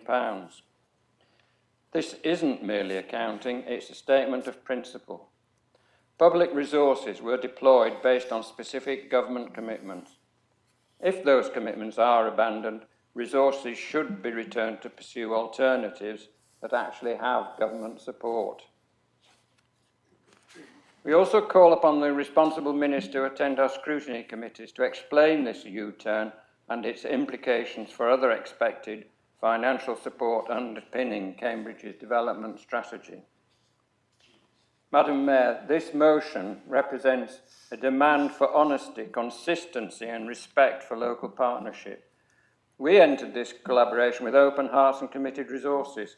We expect the same commitment in return. Cambridge's future depends on sustainable growth, proper infrastructure and genuine partnership between local and national government. This funding U-turn threatens all three. We must make clear that such casual dismissal of local partnership is unacceptable and has real consequences. I urge all councillors to support this motion as a defence of principle, partnership and Cambridge's sustainable future. Thank you.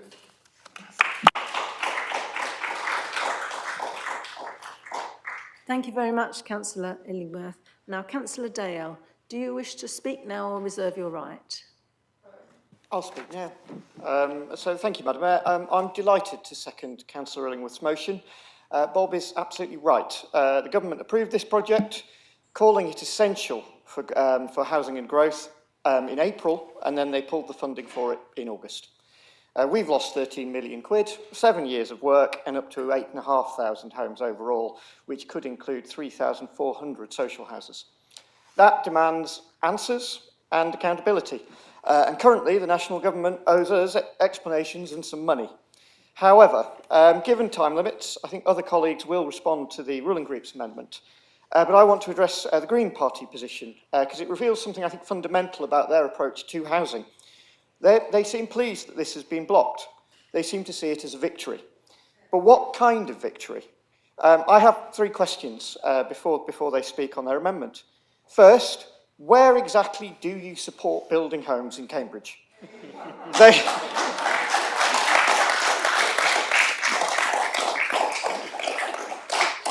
They oppose this development on a brownfield sewage works, next to a train station and a major employment centre.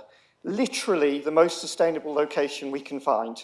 So where, specifically, where would you actually support building the thousands of homes that Cambridge needs?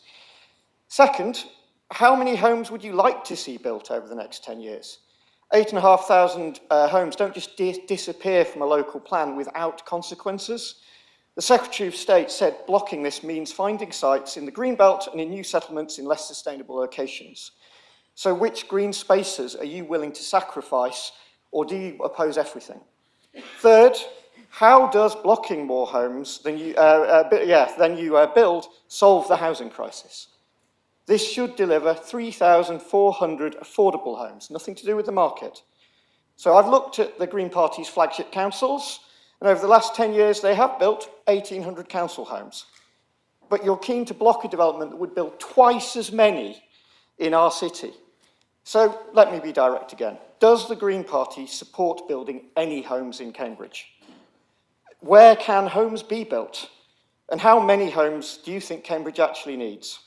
I look forward to Councillor Glasberg's response. If the answer is nowhere or none, then let's be honest about it. Cambridge deserves councillors who fight for homes and accountability, not councillors who oppose everything whilst offering nothing. So I urge all councillors to support this motion as laid before them now without amendment. Thank you.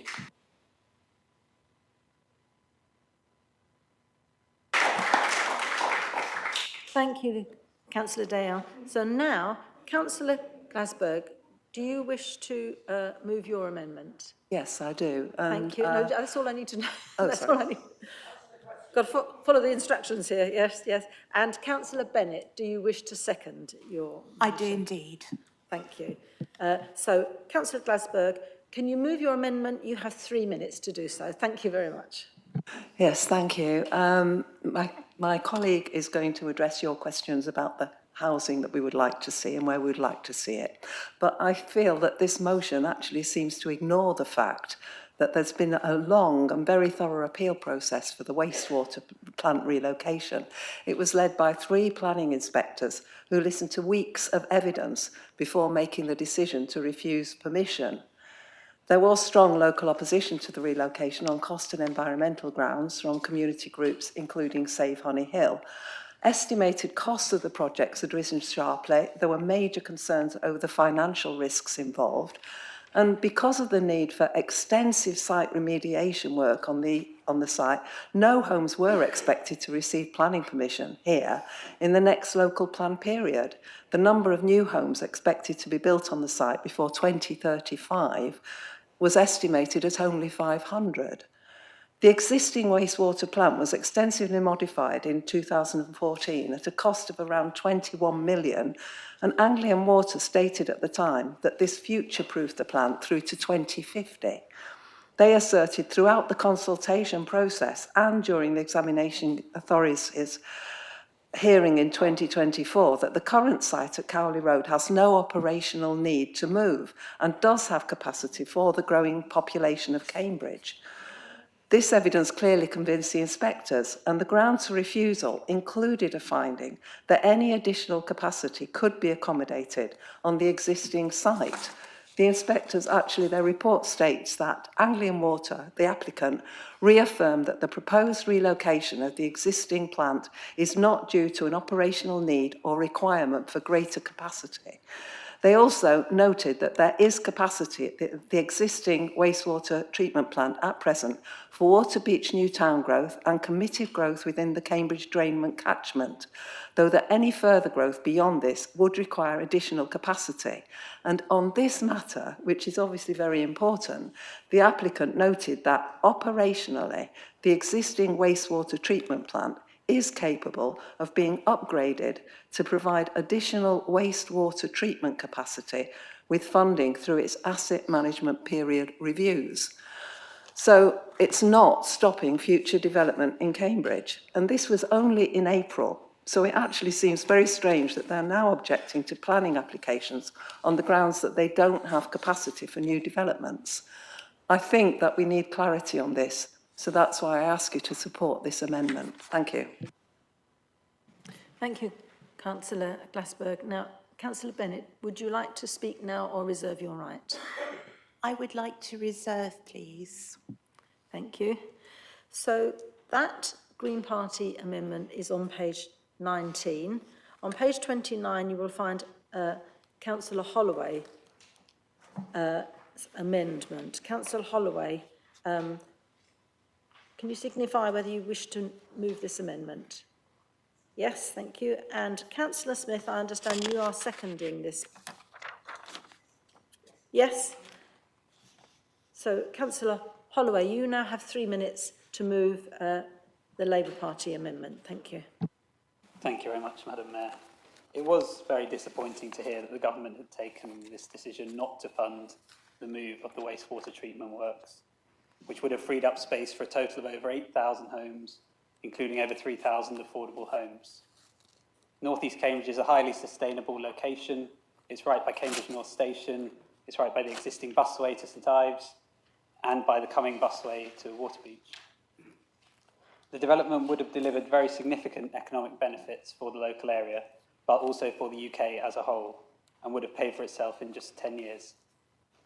So we are supportive of this motion's call for the government to review its decision not to fund the move of the wastewater treatment plant.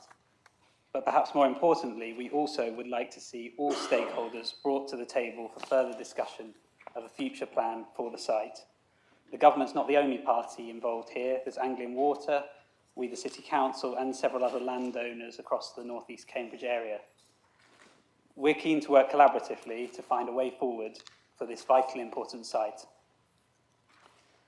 But we are also keen to work with the government for the success of our city as a whole. Cambridge has grown very fast in recent years, but this has placed enormous pressure on our infrastructure, on our residents, and on our natural environment. It seems that through the Cambridge Growth Company, significant government intervention is coming to our area. If that intervention is to succeed and the city's growth is to be sustained in a way that works for local residents and the local environment, it must not only address the growing pressure on public services and infrastructure, such as wastewater treatment capacity, schools, hospitals, transport routes, power supply and potable water, but it must also decisively tackle and reverse the severe inequality in Cambridge and the degradation of our natural environment. We want to work with the government to create a city that is socially just and environmentally rich, a city that continues to make a major contribution to the country and to the world, but that also offers everyone living, working and studying here the chance to live happy and healthy lives, to create a city that truly would be one Cambridge, fair for all. I hope you'll support this amended motion.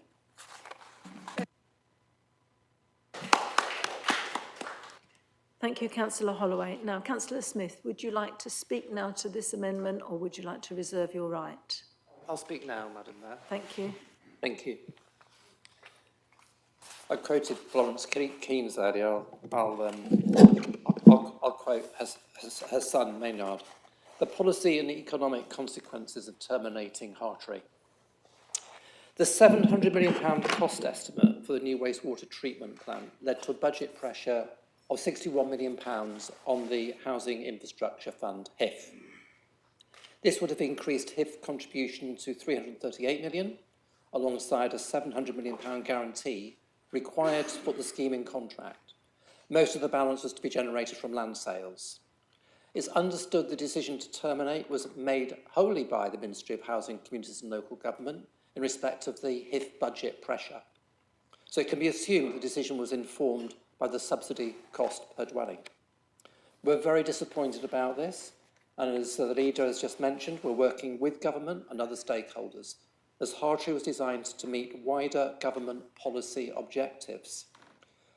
Firstly, the widely publicised ambition to accelerate national economic growth with specific reference to Greater Cambridge Technology and Life Sciences Cluster.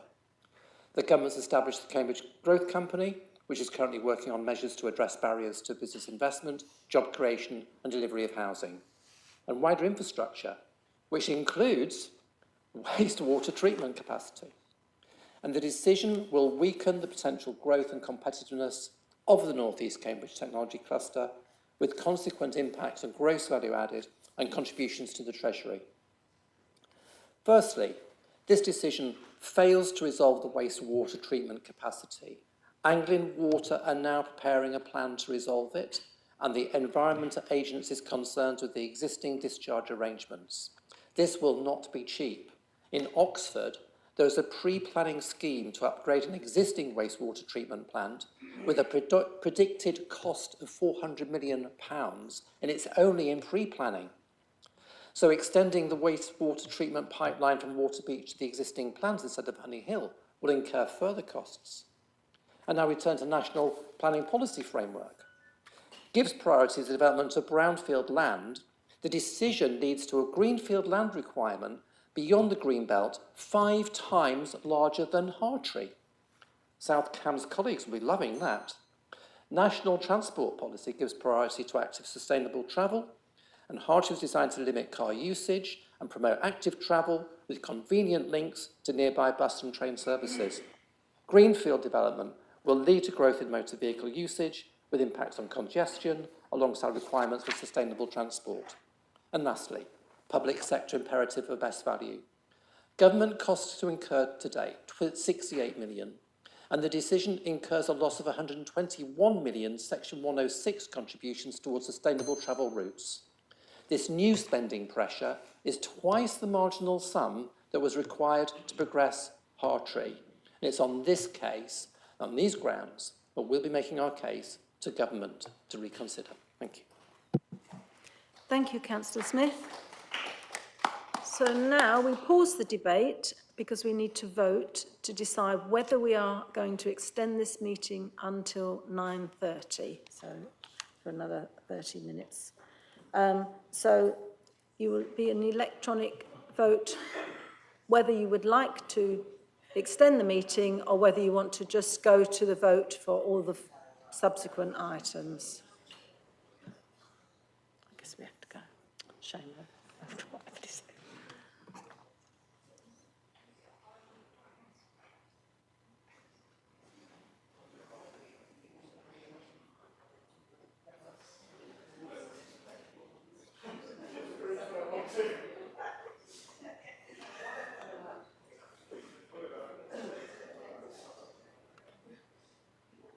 So we have 3 people who still not voted.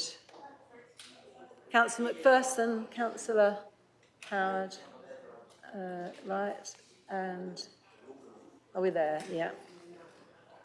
Well, I think we're timed out anyway. So the overwhelming majority have voted in favour of extending until 9:30, but please be advised that at 25 past I will stop the meeting and we will go straight to the vote on the final items because we may not go on beyond 9:30. Okay, so again, I will urge you please to be succinct in your discussion so that we can try and get through all the motions in the time. Thank you. Right, so we have our motion, we have 2 amendments. We will now have a debate from anyone who wishes to speak, and this will be on anything, all of the amendments, and then we will vote in order. So, first of all, I think actually Councillor Delaware had his hand up very early, and then Councillor Ashton, then Councillor Tom. And then Dale, yeah.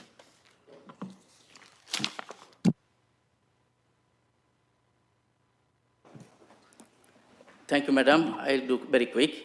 As a Hartree development, 5,600 property is definitely welcoming, but, and I had attended a couple of meetings, and I found this is only hitting this number of house. Only 0.34% house will be, which one we can call home, 3 or 4 bedroom home, and most of them home is 1 bedroom, and someone is a 2 bedroom. And there is not a single driveway, not a single allocated parking off-road. So this is a really shocking to see this type of development. But I urge everyone to look into this issue and make a house for family, not for hit the number, 1.5 million home within 5 years, not hit the door, hit the real house what people need to live and grow their family. And parking is essential. Lots of people have disability, and there will be not a single parking space or any driveway or off-road parking. That's the mention in the meeting. I hope everyone should look into this issue. Thank you very much. Thank you, Councillor Delaware. Councillor Ashton. Thank you, Madam. It's quite simple, really. This is about compensation, and there's only one of the motions that mentions compensation, and that's the Liberal Democrat motion. So I find myself leaning that way. My esteemed colleague earlier, yes, you can, Luke, talked about a balanced budget. We have to be good with our money. We've spent money now we didn't need to. This wonderful site at Cowley, it's wonderful, I agree, but we'd no need to have spent £11 million on it. We could have used that £11 million for other services. So what we're seeking now is compensation for all the hard work we put in this development. And it doesn't matter which government is in power, we need compensation. I don't like the words that have been used by the Liberal Democrat motion, but at the end of the day, they are seeking compensation for their hard work. And that's what we should be seeking, compensation for the hard work we put in that we were led to believe would take us in the right direction. The government set up a Cambridge Growth Company. We've heard nothing from them over what's happened with this failure. They were given £10 million for a Cambridge Growth Company. We spent £11 million for nothing now. So at the end of the day, I find myself having to go with the Liberal Democrats on this motion because they're using the words compensation, and that's what our residents would want to see, that we are compensated fairly for all the work we put in and got nothing for it. Thank you. Thank you, Councillor Ashton. Councillor Tong, please. Oh, hello. Now, I really love housing. I think it's an incredibly valuable resource. However, it's important to look at housing within the context of the financial constraints we work with, because we want to make sure we are getting the most for both the money as well as the ecological resources that Cambridge possesses. Now, I would happily get into a big debate about the value of this development. However, I actually feel I don't have to, because Labour, as in national government, have already said it's not worth the money in their eyes. So I feel, you know, there's not really much debate to be had. Labour have said, yes, this project wasn't worth the time and money invested in. And that is really sad, because I think a huge amount of officer time has been invested into this, and their time is incredibly valuable, and they've done a really good job working to specification. But I think weak political leadership has led to this point where we have gambled so much money on a project that's just ended up dead in the water. Now, I would love it if national government gave us money back, they gave us free money. However, to me, that seems very naive and quite childish, because of course we're not getting the money back. It was the fault of the council here and the political leadership of the council being irresponsible with money that residents expected to go towards amenities that would actually benefit them, which I just think is incredibly sad.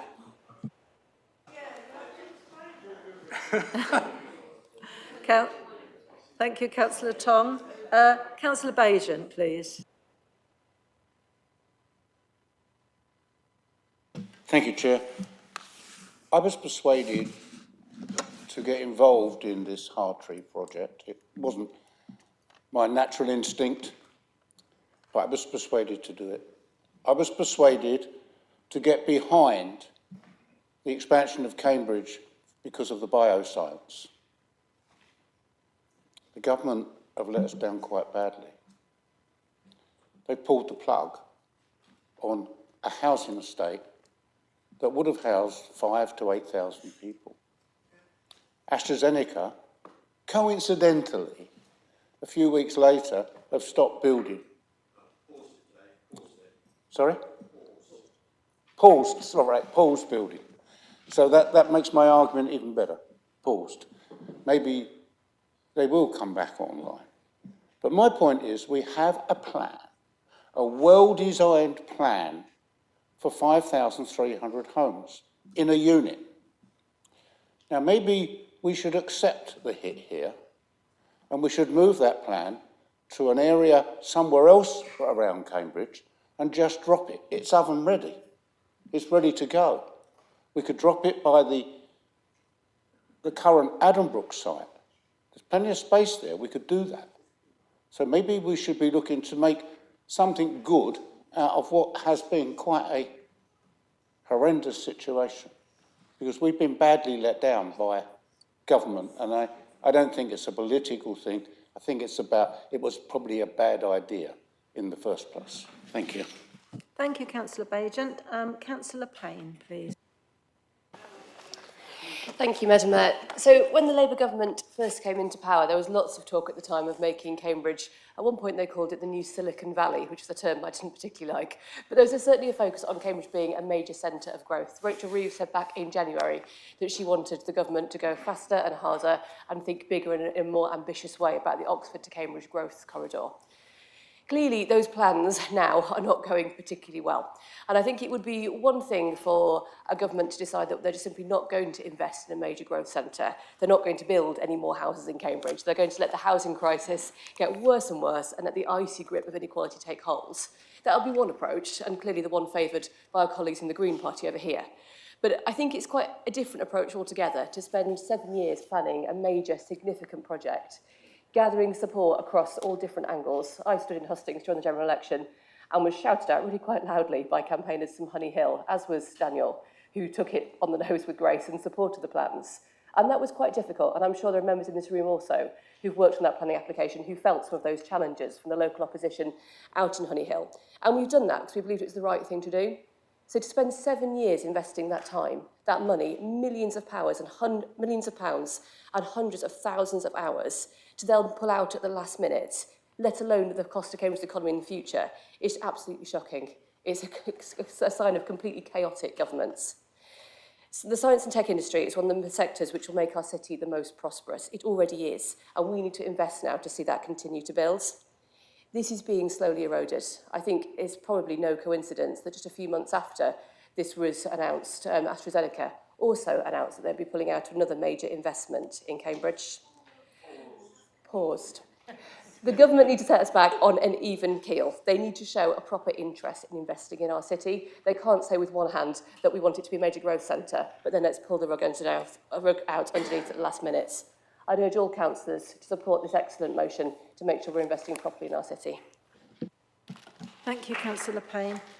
So now we have Councillor Moore, Councillor Porrer, Councillor Smart, and then I'm going to ask Councillor Bennett to conclude, and then we'll move to the vote, if that's okay with everyone. Thank you. So, Councillor Moore. Thank you. Obviously, I share most of the feeling across the chamber at the disappointment at the change, but I just wanted to pick up on a few issues around the Ops Hub, as though that's just money being frittered away unnecessarily. It was at on Mill Road Depot, and it was moved in order to build the ironworks and was in a temporary location. And there's huge benefits to our services having this brand new operational hub. For example, our taxi testing, it means that it can now be completed within the city boundaries, which is what taxi drivers have been calling for some time. But for councillors' perspective, it means that we ourselves as a council can maintain those testing to ensure that all of our taxis in the city are up to a good standard. And it also means now with the new hub that we can progress our plans to move our fleet to EV vehicles. So I just wanted to put that in favour of the new operational hub, and thank you to the team who put so much work into it. I unfortunately couldn't go today, but I hear it's fantastic. Thanks very much, Councillor Moore. Councillor Porrer. Thank you very much, Madam Mayor. I will be very brief.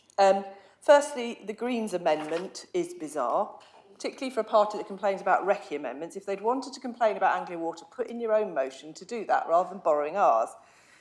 What is also totally bizarre with the Green motion is our point was, if it's not going forward, give us the money back. If we vote for the Green amendment, they seem to have omitted that, so they're quite happy to have a moan, but not actually give our residents any of the cash back. Turning to the Labour amendment, I was pleasantly surprised that it wasn't the wrecking amendment, so thank you very much for that, albeit it does reframe some of it in a slightly different way, which I do understand. But as I said before, I would hope, having a Labour council here, you could stand up to the Labour National Government, and I really do hope, and will hold you to your commitment, to keep fighting to get this back in place. Thank you. Thank you very much for being brief, Councillor Porrer. Councillor Smart. So I was referred to earlier, Chair, through you, just if I can convince that person to vote for the Labour amendment. I'd say myself, I'm a fighter. I haven't given up on Hartree yet. I've written a couple of letters to government ministers myself, as I know the leader has as well. We are all trying our very best to get that Hartree development back on track, as far as I'm concerned anyway, in my opinion. So getting our money back is obviously what we're doing at the same time. There's no lack of getting money back. We'll be wanting to get our money back for the hub as well, the cost of the hub. You never mentioned that. So it's all in progress, but we also, that's just normal business, get our money back, but we want to get Hartree as well. So let's not give up on Hartree. Thank you very much, Councillor Smart. And now, okay, Councillor Hart, if you can be very brief, that would be very helpful. Thank you, Madam Mayor. So I, like many of you, clearly several of you said this already, was horrified to hear that AstraZeneca has paused its 200 million investment in Cambridge, putting around 1,000 new jobs at risk. There should be no doubt that there are several reasons behind this decision, but one thing is clear. If we cannot give companies, large or small, established or startup, the confidence that they can attract and retain the best staff, then that suitable housing will be available for them, then we make it far easier for those companies to say goodbye to Cambridge. And we've seen recently with the crisis at Jaguar Land Rover, when a major employer struggles, the effects ripple out. Many smaller businesses are pulled down with it. Our local economy is an ecosystem. You cannot simply tell a tree to stop growing. If you try to force it to stop, it will die. We have the responsibility to ensure that our city continues to generate the wealth and innovation that fund the infrastructure and public services the whole country depends on. If we believe in the redistribution of wealth, then we must also believe in Cambridge's continued success. I therefore urge you to vote for this motion unamended, so that we can either move on with this development or get our money back. This will send a clear message that Cambridge must remain a place where local and global talent, opportunity and investment can thrive. Thank you, Madam Mayor. Thank you, Councillor Hout. Now, Councillor Bennett, if you would like to complete your seconding of the motion. Dinah, how long have I got? 3 minutes. Right, I'll make it as quick as I can. Councillor Dial, I have sat on planning, housing scrutiny, and I'm an active ward councillor. In all these three roles, I have said yes to planning applications for housing. I've said yes at housing scrutiny, and I've spent hundreds of hours supporting the very large residential property developments in my ward and doing what an active ward councillor can do to minimise the friction over it. So this is a totally ridiculous point to make. However, I do want to say something about our motion, which is that we're confused in April, and I'd really like Councillor Holloway to help my confusion. In April, he said that this was costing us 13 million. Now in his motion, he seems to say that it's only 2 million. Which is it? Then also in the council's evidence to the inquiry, they said that of the homes on the site, only 3,700 are on the sewage works site. 1,800 were adjacent to the sewage site, and nearly 3,000 were outside the site altogether. And that also that 1,425 homes on the sewage works sites were outside the odour zone. So where do the numbers of new homes lost development, where do the numbers stack up, and what could still be done? So I feel that these questions need to be answered. Yeah, but the numbers in the motion aren't right. Okay. But I'm horrified that the Liberal Democrats have stated that planning permission was granted on this when the inspector's report was a recommendation for refusal. And that just seems such a basic error that it undermines the entire motion. Sorry. I'll stop. Thank you, Councillor Bennett. Right, now we come to the complicated bit. So, are you sure? Oh, I asked you that before and you said no. Okay, but Justin, not me. Oh, right. Sorry, Councillor Illingworth, you have the right of reply to sum up your for your motion. How long does 3 minutes? Thank you. Thank you, Madam Mayor. I was just trying to work that one out.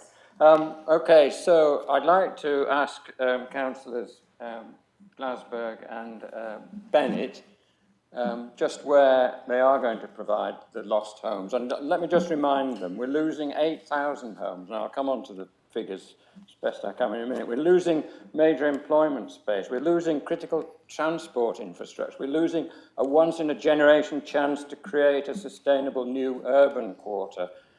We're also losing the opportunity to prevent untreated sewage from being discharged into the River Cam. The fuller development... Can I continue? Thank you.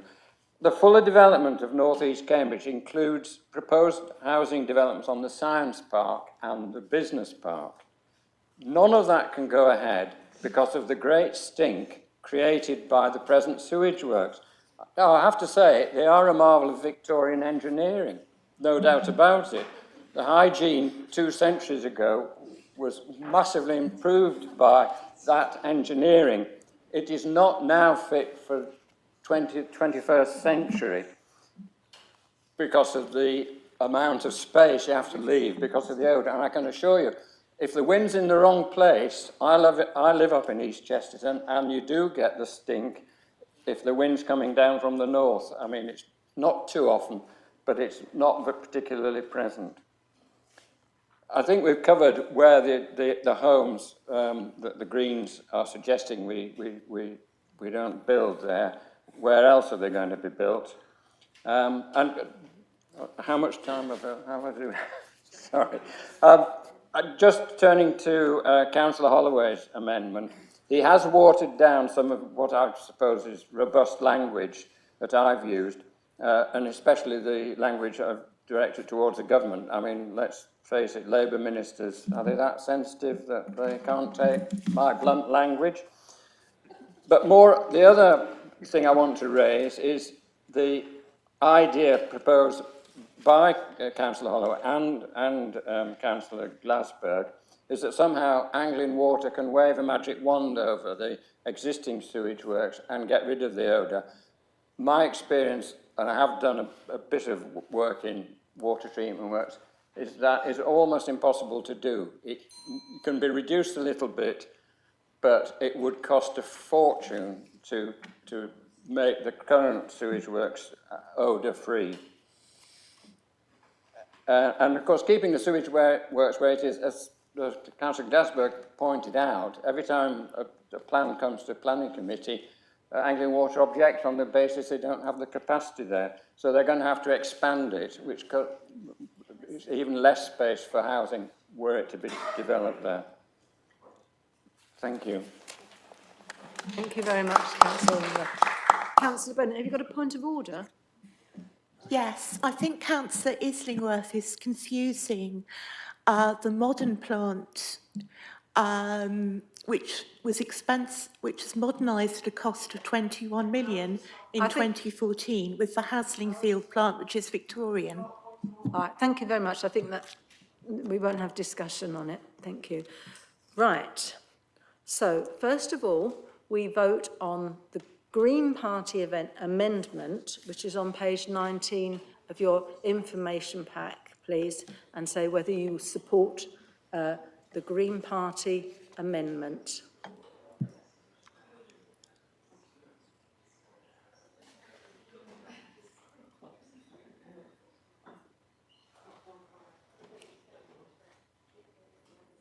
I think everybody's voted, thank you. So, oh, sorry, Patrick. Councillor Shield. Okay, thank you. So, the vote is 35 against, 5 in favour, and no abstentions, which means that that amendment is not carried.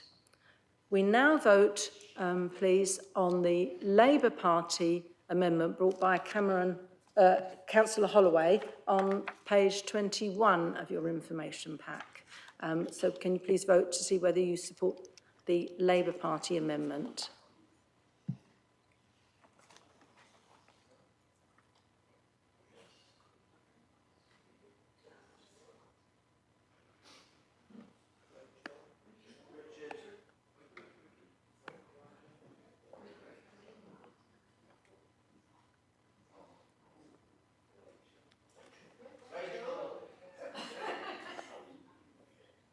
Has everybody voted? Councillor Dryden, if you could vote, please. Thank you. Yeah, I think we have everybody. So the voting is 21 in favour, 19 against, no abstentions. So the Labour Party amendment is carried. So we now vote, please, on the motion as amended by the Labour Party, please.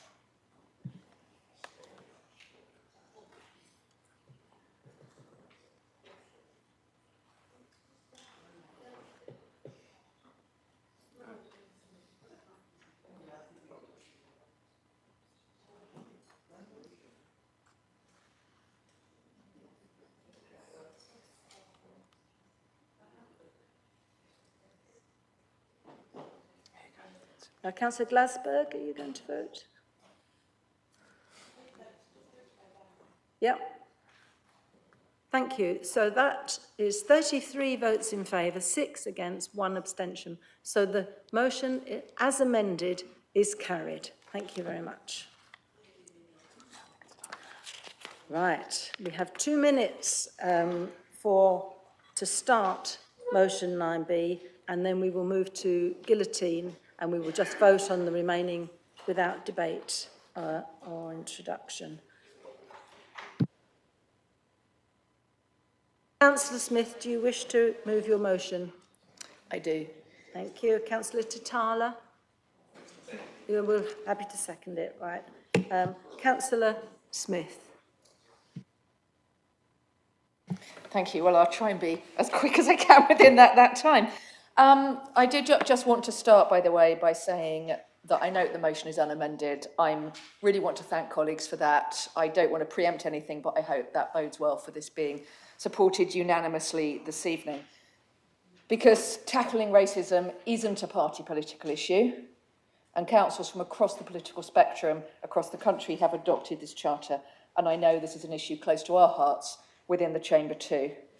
And I want to say that neither is this, as I'm sure there are some people outside the chamber who will want to claim that this is somehow an example of DEI wokery, because there's nothing woke about making sure that all our staff get to do their job to the best of their abilities without fear of discrimination, and there's nothing woke about everyone in our city feeling safe and welcome. So I was asked to bring this motion in a spirit of allyship by fellow members of Unison, a union I'm proud to be part of. And this charter has been developed by them. In other words, it's been developed by working people for working people. And it's more about simply avoiding being racist. It's about being actively anti-racist. And it's more about words. It's about more than words. It's about a commitment to action, and a commitment that we will hold ourselves as a council and councillors to account by monitoring the way we are putting this charter into action.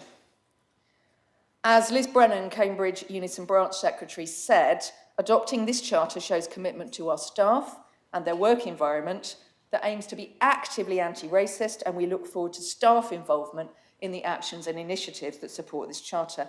I do just want to say one more thing, which is when I proposed this motion, I said that it feels as if it's never been more important to take a stand against racism. And I couldn't have predicted that we will be standing here today in the wake, in the last week, of an arson attack on a mosque and murders at a synagogue, both here in the UK. And I know I speak for all of us when I say that we stand together as a council with members of both of those communities and with all of those who have been affected, and also when I say that we stand together in condemnation of Islamophobia, anti-Semitism, and all forms of racism. This motion won't solve everything. I really wish it could, but this is something we can do. So please support this motion tonight. Thank you.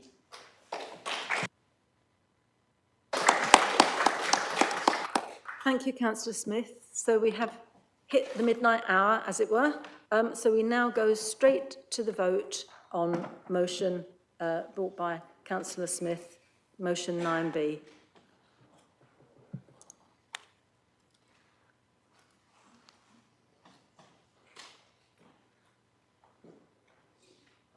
Councillor Dale, I think we haven't voted.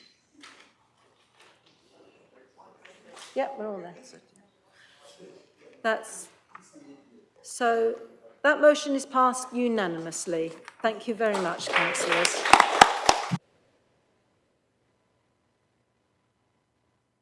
We now move straight to the vote on agenda item 9C, which is a motion from Councillor Glasberg, New Homes, Old Myths. There is an amendment which you can find on page 25 of your information pack brought by Councillor Thornborough.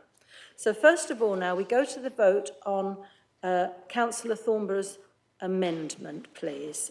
Can you signify if you're in favour or against Councillor Thornborough's amendment?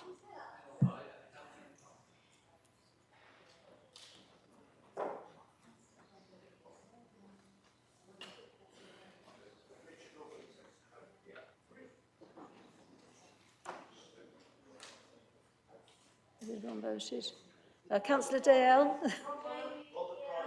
Councillor Dryden, yeah.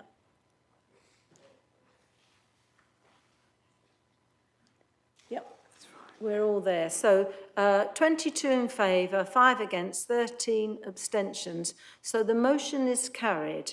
So we now go to the vote on, so I beg your pardon, the amendment is carried. So we now go to the vote on the amended motion, please.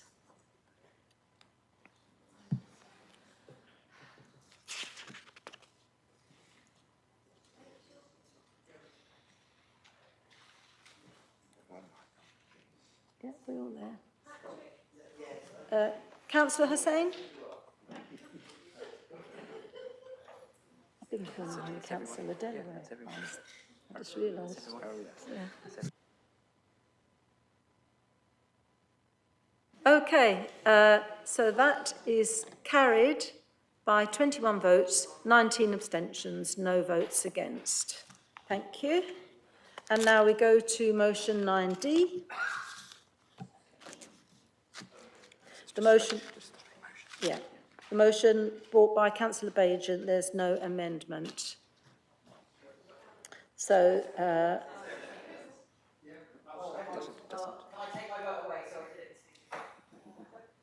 I don't know, is the answer to that. I don't know if you can or not. Would you? Well,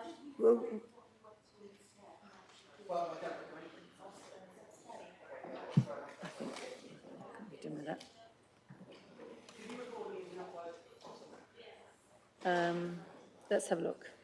So there's still a few people to vote. Councillor Payne, Councillor Hussain, Councillor Bick, and Councillor Flaubert.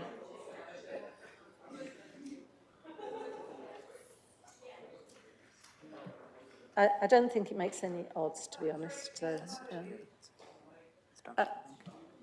Yeah, so that's 30 votes against, 8 in favour, 1 abstention. So that motion is not carried.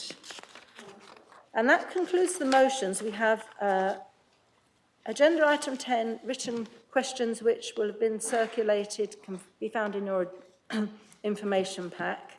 We don't need to vote on those. We also just need to note the appointment of an alternate on the GCP Executive Board. Members, pleased to note that the appointment of Councillor Katie Thornborough as the alternate on the GCP Executive Board. So thank you very much, everybody. That concludes our meeting. We've once again gone into extra time, as it were, and not debated the last few motions. But